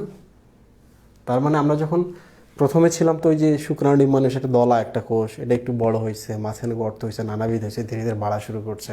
এরকম হাত বাইর হয়েছে, হাত বাইর হওয়ার সময় মাঝখানের এই কোষগুলা মরে গেছে, হওয়ার ফলে আমাদের আঙ্গুলগুলো তৈরি হয়ে গেছে। তাহলে এই কোষগুলো কি কি মরে যেতে হতো, ঠিক না? এখন বলো তো, এই কোষগুলো কি প্ল্যান্ড মৃত্যু না আনপ্ল্যান্ড মৃত্যু? Planned death, right? এখন বলো তো, আমাদের শরীরে যে কোনো কিছু যদি আমরা মেরে ফেলতে চাই, তাহলে একটা নির্দেশনা লাগবে। আমাদের শরীরে সবসময় নির্দেশনা কে দেয়? আমাদের শরীরে যে কোষগুলো আছে, কোষের ভেতরে নিউক্লিয়াস আছে, এটা কিন্তু মস্তিষ্ক, কোষের মস্তিষ্ক, জানো এটা? সেল ব্রেন কোনটা? নিউক্লিয়াস।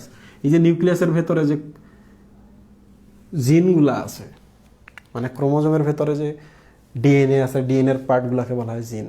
তথ্যগুলো তো ওখানে লেখা থাকে। ওরা কি করে? প্রোটিন তৈরি করে। প্রোটিনটাকে কোথায় পাঠিয়ে দেয়? এই জায়গায় পাঠিয়ে দেয়। পাঠিয়ে দেওয়ার পর এই কোষগুলোকে তারা মেরে ফেলে। তাহলে বলো তো, এই কোষগুলো মেরে ফেলার নির্দেশনা কোত্থেকে আসলো? এই যে এখানকার জিন থেকে আসলো, তাই না?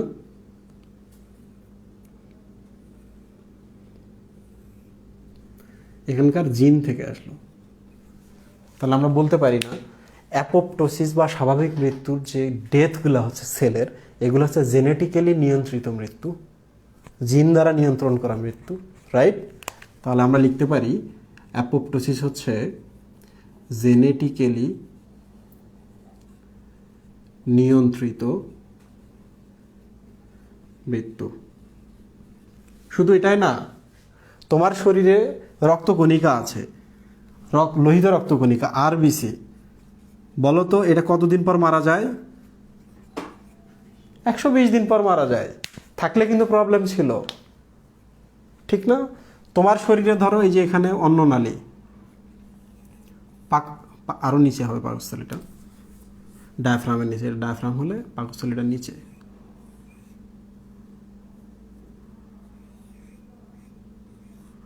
এই যে পরিপাক নালীগুলো আছে, একটু ভাবো, তুমি প্রত্যেকদিন এই মুখ দিয়ে খাচ্ছ বিভিন্ন ধরনের খাবার, রাসায়নিক পদার্থ আছে খাবারের মধ্যে।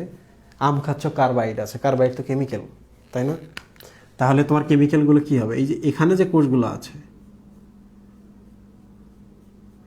এই কোষগুলোকে সে আক্রমণ করবে না? কোষগুলোর ভেতরে ঢুকে সে ডিএনএর ভেতরে যাবে না? মানে নিউক্লিয়াসের ভেতরে গিয়ে জিনগুলোকে সে পরিবর্তন করে দিতে পারে না? তাহলে নিয়মিত কি করতে হবে? আমাদের এই কোষগুলোকে মেরে ফেলতে হবে। মেরে ফেলে আবার নতুন একটা লেয়ার 24 ঘন্টার মধ্যে তৈরি করে দিতে হবে। যদি আমরা না দিই তাহলে কি হবে বলো?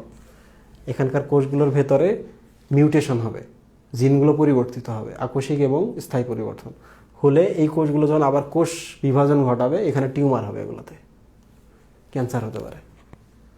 তাহলে আমাদের যে অন্ত্র আছে, পরিপাক নালীর ভেতরে যে এপিথেলিয়ামগুলো বা আবরণী কোষগুলো আছে, এগুলাকে কি করতে হবে? মেরে ফেলতে হবে। এটাও কি জেনেটিক্যালি নিয়ন্ত্রিত মৃত্যু, তোমার শরীরের ভালোর জন্য দরকার। রাইট মুহিব? লজিক্যাল লাগে জিনিসগুলা? লজিক্যাল লাগে? তো এইটাই হচ্ছে মজার। তো এই যে আমি দুইটা পড়াইলাম, তো এখন আমি অতিরিক্ত কি পড়াবো, কিভাবে মারা যায়। 2 মিনিট আমার সময় দাও, আমি তোমাদের দেখাই, তোমাদের ভালো লাগবে, পড়তে হবে না। বাট যদি কখনো পরীক্ষায় তুমি খাতায় লেখো, আসে এই টপিকটা, চেষ্টা করবা এই জিনিসগুলা লিখে দিতে, তাহলে টিচার খুশি হবে, মার্ক বেশি বেশি পাবা।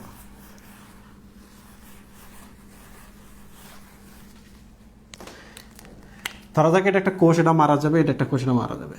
এই কোষটাকে আমরা জেনেটিক্যালি নিয়ন্ত্রণ করে মেরে ফেলবো প্রয়োজনে, শরীরের প্রয়োজনে। আর এই কোষটা হচ্ছে অ্যাসিড টেসিড কিছু একটা পড়ে মারা যাবে।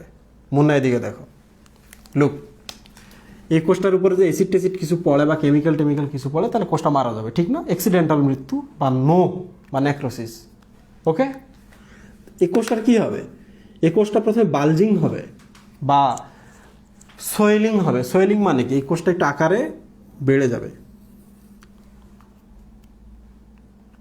কাউরে আঘাত করলে তো মানুষ কি হয়, রাগ করে ফুলে যায় না? তাহলে এই কোষটার উপরে তুমি অ্যাসিড ফেলছো বা ধাক্কা মারছো বা একটা চড় মারছো, তাহলে কোষটা কি রাগ করে ফুলে যাবে না? ফুলে গেছে। আচ্ছা তুমি বলো তো, এখন কোনো যদি একটা বেলুনও যদি ফুলে যায়, বেলুনটা ফেটে যাওয়ার কথা সম্ভাবনা আছে না? ঠিক কিনা? আমরা একটা বেলুন ফুলাচ্ছি, বেলুনটা ধীরে ধীরে বড় হতে হতে একসময় কী হবে, তার আবরণটা ফেটে যাবে। তাহলে আমি এখানে একটা খারাপ জিনিস দিলাম, এই কোষটা ফুলে যাবে। ফুলে গেলে এই যে সেল মেমব্রেন যেটা আছে, কোষ ঝিল্লি, এটার ইন্টেগ্রিটিটা নষ্ট হয়ে যাবে। What is integrity? ইন্টেগ্রিটি মানে হচ্ছে অখণ্ডতা। ইন্টেগ্রিটি মানে কি? অখণ্ডতা। তার মানে এগুলো কি ফেটে যাওয়ার সম্ভাবনা আছে, ভেঙে ভেঙে ভেঙে ভেঙে যাওয়ার সম্ভাবনা আছে। তাহলে ভেতরে যে জিনিসগুলো আছে এগুলো কী হবে, বাইরে হয়ে যাবে না? যাবে কি না? ভেতরের জিনিসগুলো ততক্ষণ বেঁচে ছিল যতক্ষণ পর্যন্ত এটা ঠিকঠাক ছিল। এটা যদি ইন্টেগ্রিটি না থাকে, অখণ্ডতা না থাকে, ভেঙে যায়, ফেটে যায়, তাহলে ভেতরের জিনিসগুলো বের হয়ে যাবে, কোষটা যাবে মারা। তাই না রে? ঠিক কি না? বোঝা গেল? আর এর ক্ষেত্রে কি ঘটে এগুলো জানার দরকার নেই, তবে পরীক্ষায় যদি আসে, কেউ যদি আমার মতো একটু অতি উৎসাহী হও, এগুলো দিয়ে দিবা। লুক প্রিয় স্টুডেন্ট, জেনেটিক্যালি খবর আসছে এর কাছে। কোথায় খবর আসবে? এর মাইটোকন্ড্রিয়ায় খবর আসবে। এদিকে এর মাইটোকন্ড্রিয়ায় খবর আসবে। মাইটোকন্ড্রিয়া আরেকজনের সাহায্য নেবে, তার নাম কি? লাইসোসোম। তোমরা তো জানো লাইসোসোম কি? বোম। নিজে যদি ফেটে যায়, নিজের ভেতরে যে এনজাইমগুলো আছে এগুলো বের হয়ে যায়, ওগুলো বের হয়ে গেলে কোষের ভেতরে সব মেরে ফেলে। ওকে, দেখো এইদিকে মুন্না, কোষের কাছে যদি জিনের মাধ্যমে খবর আসে, জিন তো প্রোটিন বানিয়ে খবর পাঠালো এর কাছে প্রোটিনের মাধ্যমে। ওকে, মাইটোকন্ড্রিয়ায় খবরটা পেলো। মাইটোকন্ড্রিয়া যখন খবরটা পাবে, তখন মাইটোকন্ড্রিয়া কী করবে? তার জন্য হচ্ছে মৃত্যুর পরোয়ানা দিয়ে দিবে কোষটাকে, যে তোমার মৃত্যুর পরোয়ানা আসছে জিন থেকে, তুমি এখন মারা যাবে। এখন বলো তো, কারোর যে মৃত্যুর পরোয়ানা আসে সে কি এরকম করবে না এরকম করবে? শ্রিঙ্ক হবে। শ্রিঙ্ক, শ্রিঙ্ক মানে হচ্ছে চুপসে যাওয়া, কিসমিসের মতো। তাহলে এটা এখন চুপসে যাবে।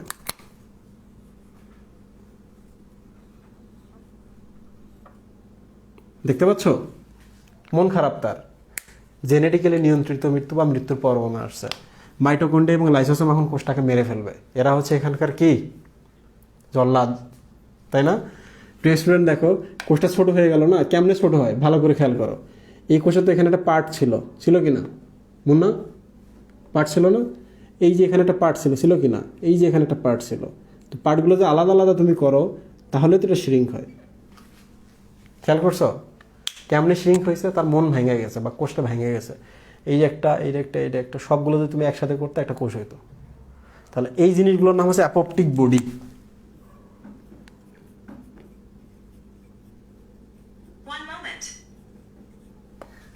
নাম কি? অ্যাপোপ্টিক বডি। দেখো এটা দেখে মনে হচ্ছে যে এটা এটা দেখেই মনে হচ্ছে যে এখানে অ্যাপোপ্টোসিস চলছে, রাইট? তাহলে এইরকম যদি সব টুকরা টুকরা টুকরা টুকরা হয়ে যায়, কোষটা মারা যায়। তাহলে বলো তো একটা জিনিস, সেটা হলো ন্যাক্রোসিসে কোষটা কী হয়? ফুলে যায়। অ্যাপোপ্টোসিসে কী হয়? কোষটা শ্রিঙ্ক করে বা চুপসে যায়। ন্যাক্রোসিসের ক্ষেত্রে সেল মেমব্রেনটার ইন্টিগ্রিটি বা অখণ্ডতা নষ্ট হয়ে যায়, তাহলে ভেতরেরগুলো সব বাইরে গেলে কোষটা মারা যাবে। আর অ্যাপোপ্টোসিসে কি হয়? কোষটা খণ্ড খণ্ড খণ্ড খণ্ড হয়ে যায়, এটাকে বলে ব্লেবিং। ব্লেবিং মানে কিন্তু হচ্ছে খণ্ড খণ্ড আর কি। ওকে, তো এই জিনিসগুলোর নাম হচ্ছে অ্যাপোপ্টিক বডি। কোষটা এখন মারা গেল। তোমরা কি আমার কথা বুঝতে পেরেছো? এই পার্টগুলোকে কিন্তু মেরে ফেলে মাইটোকন্ড্রিয়া এবং লাইসোসোম। লাইসোসোমটা ব্লাস্ট হয়ে যায়, ফেটে যায়, কোষটা মারা যায়। এ তোমাদের কি কষ্ট লাগতেছে?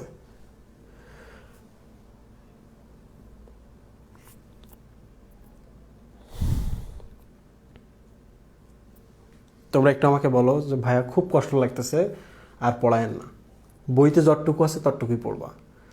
আমি কি বলেছিলাম? বোটানির ক্ষেত্রে ফার্স্ট প্রায়োরিটিকে হাসান স্যার, সেকেন্ড প্রায়োরিটিকে আজিবুর স্যার, থার্ড প্রায়োরিটিকে আজমল স্যার। ওকে, তাহলে ইনশাল্লাহ কোনো সমস্যা হবে না। এরা কোনো কমেন্ট করছে না কেন?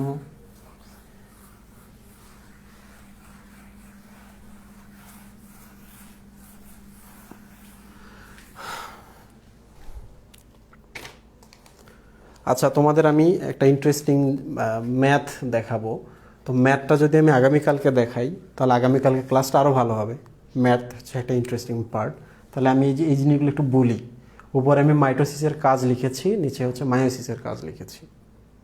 তো তোমরা যদি এই পার্টটা দেখো, আজকে কিন্তু ক্লাস শেষ। ওকে, প্রিয় স্টুডেন্ট, দেখো, এটা একটা শুক্রাণু, এটা একটা ডিম্বাণু। শুক্রাণু ডিম্বাণু মিলে একটা কোষ হয়, এটার নাম জোড়া কোষ বা জাইগোট। জাইগোস মানে হচ্ছে জোড়া। ওকে,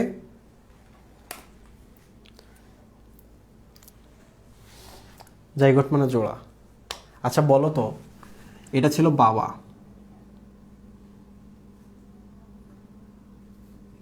এটা ছিল মা। তোমরা তো জানো যে আমাদের শরীরে 23 জোড়া ক্রোমোজোম থাকে, জোড়া বা 2n থাকে, 2n থাকে, তাই না? ঠিক না? আমাদের শরীরে যখন শুক্রাণু উৎপন্ন হয়, শুক্রাণুটা হচ্ছে n। ডিম্বাণু যখন উৎপন্ন হয়, এটা হচ্ছে n, তাই না? ভালো করে খেয়াল করো, আমি কিন্তু এখানে 2n থেকে n বা মায়োসিসের কথা বলছি। অর্ধেক হয়ে গেছে ক্রোমোজোম, শুক্রাণু এবং ডিম্বাণু। শুক্রাণুর n, ডিম্বাণুর n দুইটা যদি একসাথে হয়, তাহলে এটা কি হবে? জাইগোটটা 2n। দেখছো? এখন খেয়াল করো তো, যদি তুমি শুধুমাত্র শুক্রাণু থেকে বড় করে করে করে করে করে একটা হচ্ছে মানুষ তৈরি করতা, শুক্রাণু তো n, তাহলে এটা কি হতো? n হতো, তাই না? মনে হয় দিকে, শুক্রাণু থেকে যদি এটা করতা, এখান থেকে একটা মানুষ বানাইতা, তাহলে n হইতো। বাপ ছিল 2n, ছেলে হলো n, তাহলে তার ক্রোমোজোম অর্ধেক কমে গেছে না? এখানে 2টা n আর এখানে একটা n, কমে গেছে কিনা? বিপজ্জনক। এই জন্য আবার আমাদের ফিরিয়ে আনতে হবে। কি ফিরিয়ে আনতে হবে? ক্রোমোজোমের ধ্রুব সংখ্যাটা ফিরিয়ে আনতে হবে। একটা ধ্রুব সংখ্যা আছে আমাদের সবার 2n। তাহলে এখন বলো তো, ক্রোমোজোমে সংখ্যা ধ্রুব রাখে কে? হ্যাঁ, মায়োসিস। কিভাবে? প্রিয় স্টুডেন্ট দেখো, যদি এমন হতো এনটাকে আমরা মাইটোসিস করতাম, এখানে আমরা মায়োসিস বিভাজন করেছি বলে এন হয়েছে, তাই না? 2n থেকে, ঠিক কিনা? যদি আমরা এখানে মাইটোসিস করতাম, তাহলে এটা 2n হতো না? মাইটোসিস করলে 2n আছে, আমি যে মাইটোসিস বিভাজন ঘটাতাম এখানে, তাহলে ডিম্বাণুটাও 2n হতো। তাহলে 2n আর 2n মিলে এটা কি হতো? 4n। তাহলে বাবা ছিল 4n, 2n, সন্তান হচ্ছে 4n, বা মা ছিল 2n, সন্তান হয়েছে 4n। ক্রোমোজোম কি হয়েছে? দ্বিগুণ হয়ে গেছে না? আবার এ যদি একটা 4n শুক্রাণু, একটা 4n ডিম্বাণু আসে, দুইটা মিলে 8n হচ্ছে না? তাহলে ধীরে ধীরে ক্রোমোজোমের সংখ্যা বাড়ছে না? তাহলে এইভাবে কি পৃথিবীতে প্রাণী টিকে থাকবে? থাকবে না।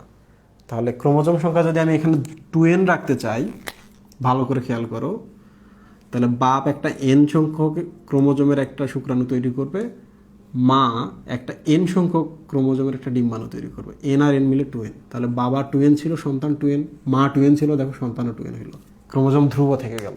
তাহলে এই যে এখানে আমরা মায়োসিস ঘটিয়েছিলাম বলে 2n থেকে n বানিয়েছি, ক্রোমোজোম অর্ধেক করেছি বলেই কিন্তু সন্তান 2n হয়েছে, ধ্রুব থেকে গেছে সংখ্যাটা। তাহলে ক্রোমোজোম ধ্রুব রাখা কার কাজ? মায়োসিসের কাজ।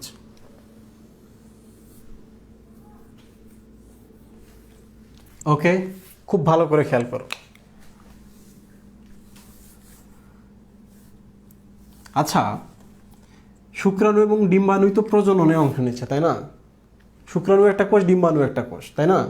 প্রজনন বা জননে অংশ নিচ্ছে, তাহলে এগুলোর নাম কি? জনন কোষ। তাহলে তোমরা একটু বলো তো, বাবা থেকে শুক্রাণু নামক জনন কোষ কিংবা মা থেকে ডিম্বাণু নামক জনন কোষ যে আমরা তৈরি করেছি, জনন কোষ যে আমরা তৈরি করেছি, মা ছিল 2n কিন্তু জনন কোষ হয়েছে n, বাবা ছিল 2n কিন্তু জনন কোষ হয়েছে n। মানে এখানে কি হয়েছে? মায়োসিস হয়েছে, রাইট?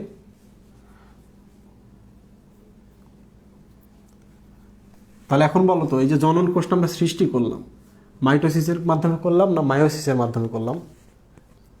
মায়োসিসের মাধ্যমে করলাম। ভালো করে খেয়াল করো, জনন কোষ সৃষ্টি কোন প্রক্রিয়া? মায়োসিস। আমি এখানে তোমাদের মাথাটা একটু আউলাইয়া দিই। সেটা হলো, দেখো এখানে ধরা যাক এটা এদিকে মুন্না, সব বাদ দাও, এটা একটা সন্তান, ধরা যাক এটা একটা ছেলে। ওকে, এটা হচ্ছে একটা ছেলে যে 2n, আর একটা মেয়ে হচ্ছে 2n। ওকে, দুইজনের যখন শুক্রাণু ডিম্বাণু মিলিত হয়, জাইগোট তৈরি হয়, সেটা 2n হবে, তাই না? এই যে মাঝখানটা আমি জাস্ট ওমিট করলাম। ওকে, এই জাইগোটটা তো পরবর্তীতে একটা মানুষ তৈরি করবে, ঠিক কিনা? মানুষ তৈরি করলো কিনা? এখন বলো তো, মানুষের শরীরে যে তৈরি করলো, এই যে ছোট্ট একটা কোষ থেকে এতগুলো মানুষ তৈরি, এত বড় একটা মানুষ তৈরি করলো, তার মানে শরীরের কি করছে? কোষের সংখ্যা বৃদ্ধি ঘটিয়েছে, তাই না? একটা দেহ গঠন করিয়েছে, তাই না? এইটা থেকে দেখো ধীরে ধীরে বৃদ্ধি হয়েছে, দৈহিক বৃদ্ধি হয়েছে।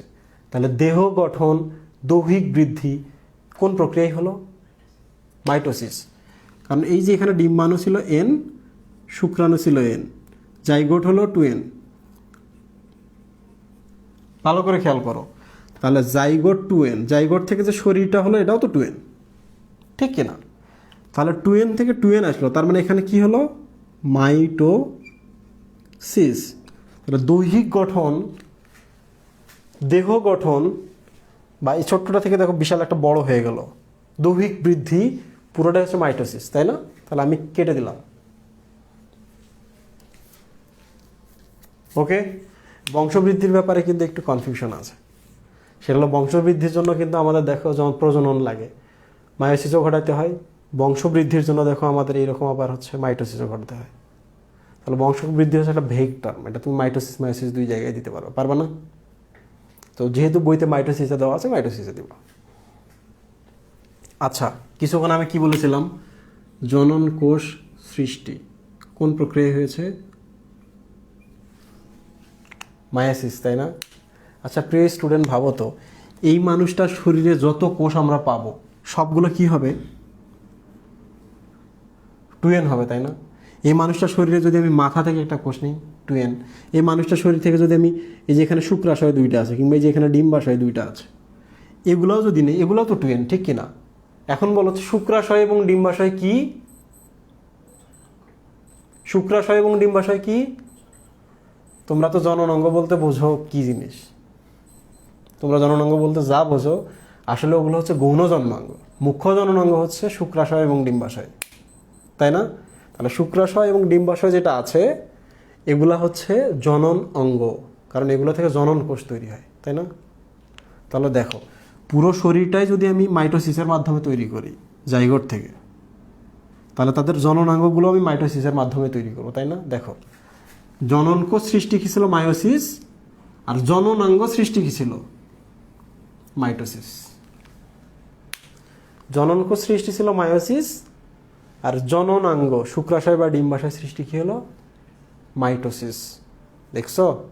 তাহলে এই জিনিসগুলো তোমাদের ঝামেলা ঘটাইতে পারে। ওকে, এবার চলে আসি আমরা এই জিনিসে। জনন কোষের সংখ্যা বৃদ্ধি। জনন কোষ কোনটা দেখো তো ছবির মধ্যে, শুক্রাণু কিংবা ডিম্বাণু, তাই না? তাহলে আমি একটা শুক্রাণু নিলাম। ওকে, এইটা ছিল ধরা যাক হচ্ছে শুক্রাশয়, এখান থেকে তো শুক্রাণু উৎপন্ন হয়েছে, তাই না? প্রক্রিয়াটা কিন্তু একটু ভিন্ন। সেটা হলো এখান থেকে একটা প্রথমে কোষ তৈরি হলো। এই কোষটা যদি সংখ্যা বাড়াইতে চায়, প্রথমেই হলো ধরা যাক যেহেতু এটা শুক্রাণু হবে তাহলে এন ক্রোমোজোম, তাই না? এটা ঠিক কিনা? তো এখান থেকে তো আমাকে অনেক শুক্রাণু, মিলিয়ন মিলিয়ন শুক্রাণু তৈরি করতে হবে, ঠিক কিনা? এই যে আমি বাড়াইলাম, দেখ, এখান থেকে আবার আমি বাড়াইলাম, কিংবা এইরকম যদি অনেকগুলো তৈরি হয় সবগুলো থেকেই আমি বাড়াইলাম। এই কোষগুলো কি ছিল? এন, তাই না? কারণ এটা শুক্রাণু তৈরি করবে। দেখো এন কোষগুলা থেকে যে পরে যে কোষগুলো আসলো, এই কোষগুলো কি আবার অর্ধেক হয়ে যাবে মায়োসিস হয়ে? না, অর্ধেক হয়ে গেলে ঝামেলা আছে। কখনো আমরা একটা ফুল সেটকে ভাঙতে পারবো না। এনকে কখনোই আমরা হাফ এন করবো না, পৃথিবীতে হাফ এন বলে কিছু নাই। তাহলে এনে বানাইতে হবে। এই কোষও ছিল এন, এই কোষগুলো হবে এন। তাহলে এন থেকে এন মানে কি? সমান থেকে সমান। তাহলে সমান থেকে সমান বা সমীকরণিক বিভাজন মানে কি? মাইটোসিস। তাহলে প্রিয় স্টুডেন্ট, আশা করছি তোমাদের প্রবলেম এখানে সলভ হয়ে গেছে। এটা কি ছিল? শুক্রাণু তৈরির একটা কোষ। তাহলে জনন কোষ। তাহলে জনন কোষটাকে জাস্ট আমরা কোষ বিভাজনের মাধ্যমে বৃদ্ধি ঘটাইলাম। কিসের মাধ্যমে? মাইটোসিসের মাধ্যমে। তাহলে এখন বলো তো, জনন কোষের সংখ্যা বৃদ্ধি এটা কোন বিভাজন? মাইটোসিস। এই যে দেখো, জনন কোষের সংখ্যা বৃদ্ধি। তাহলে জনন কোষ সৃষ্টি মেয়োসিস, আর জনন কোষের সংখ্যা বৃদ্ধি হচ্ছে মাইটোসিস, তাই না? আচ্ছা, আমরা শেষের দিকে চলে আসছি, বাকিগুলো খুব দ্রুত হয়ে যাবে। পরেরগুলো খুব ভেগ টার্ম। সেটা হলো নির্দিষ্ট আকার আয়তন রক্ষা করা। এই যে এটা তৈরি করেছি, জাইগোটটা 2n, এরপর একটা মানুষ তৈরি করো, একটা আকার আয়তন দিতে হবে। তো মানুষ তো ফুটবলের মতো বানানো যাবে না, ঠিক না? এটাই বলছে যে জাইগোট থেকে একটা আমি মানুষের মতো আকার আয়তন দিলাম। এইটাই হচ্ছে মাইটোসিস প্রক্রিয়া। তখন তো আমরা দেখেছি নির্দিষ্ট আকার আয়তন রক্ষা। মানুষকে তো তুমি গরু ছাগলের মতো বানাইতে পারবে না, ভিন্ন আকার দিতে পারবে না। নিউক্লিয়াস এবং সাইটোপ্লাজমের ভারসাম্য। আগের কোষে ছিল কি? 2n, এটা নিউক্লিয়াস, আর এখানে ছিল সাইটোপ্লাজম। নতুন কোষটা করলে কি ওই রকমই হলো, 2n নিউক্লিয়াস, সাইটোপ্লাজম। তাহলে এটাতে যা ছিল এগুলো তো তাই হলো, ভারসাম্য হইল না? তার মানে কি? মাইটোসিস। নিউক্লিয়াস এবং সাইটোপ্লাজমের ভারসাম্য। বাপের যা ছিল নিউক্লিয়াস যেমন, মায়ের সন্তানের তাই হইল। এটাই হচ্ছে নিউক্লিয়াসের ভারসাম্য।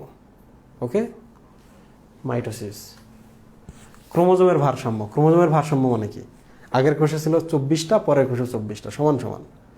আগের কোষে ছিল 2n, পরের কোষে 2n। আগের কোষে ছিল n, পরের কোষে n, সমান সমান। এটাই বলছে ক্রোমোজোমের ভারসাম্য।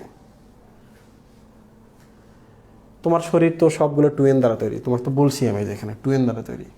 ক্ষত সৃষ্টি হয়ে গেছে, আবার ফিল আপ হইতে হবে। তাহলে 2n কোষ দ্বারা ফিল আপ হবে। এই যে আমি হাতে এরকম করতেছি, এখান থেকে কিছু কোষ পড়ে যাচ্ছে, তাহলে ক্রমাগত ক্ষয় হচ্ছে। তাহলে আবার এগুলো ঠিক করতে হবে 24 ঘন্টার মধ্যে। ক্রমাগত ক্ষয় পূরণ। শরীরের কোষ কি? 2n।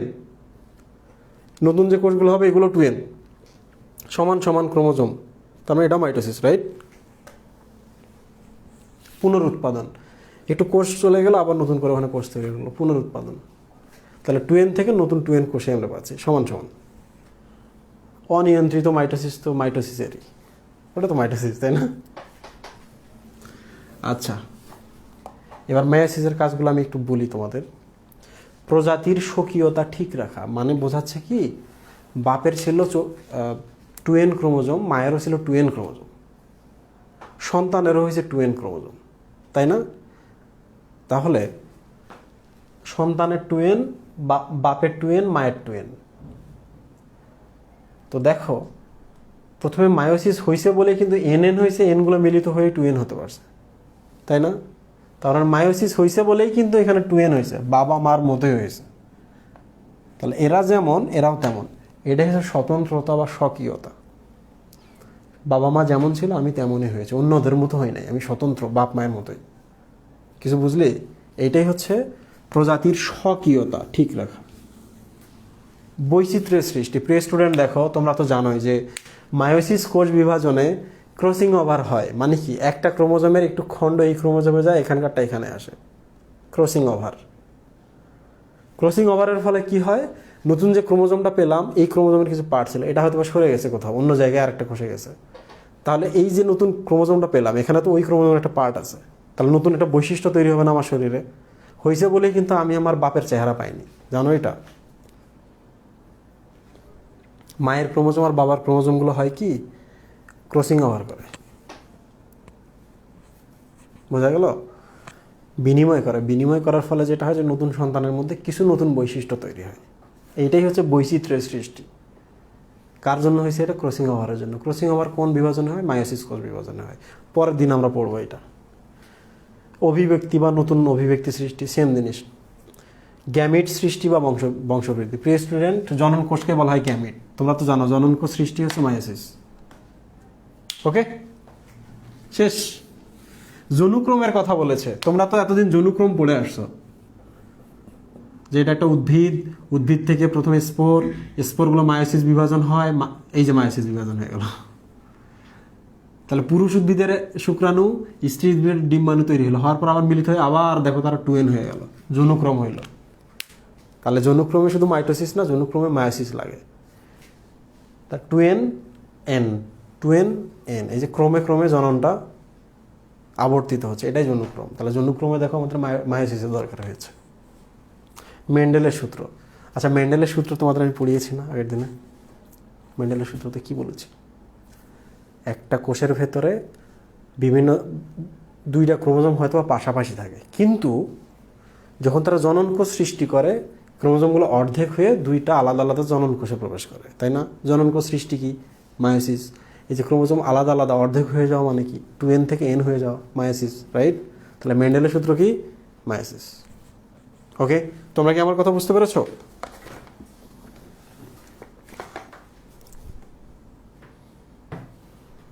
কতজন আছে এখন? লাইভ কি শেষ? 93।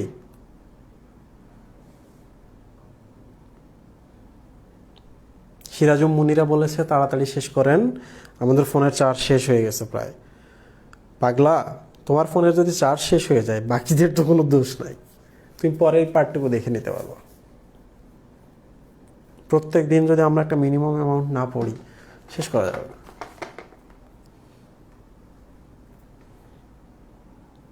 আচ্ছা, আমি কাজগুলো একটু দ্রুত পড়িয়েছি, তো তোমরা এটা তো আজকে পড়লা, আজকে পড়বা ঘুমানোর আগে, আবার পর দিন আমাদের ক্লাসের সময় পড়বা, তখন দেখবা যে প্রবলেমটা সলভ হয়ে যাবে।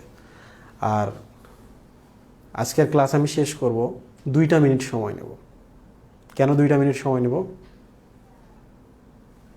না, আজকে ক্লাস শেষ, ম্যাথমেটিক্স পড়ার দিনে। আল্লাহ হাফেজ, আবার দেখা হবে।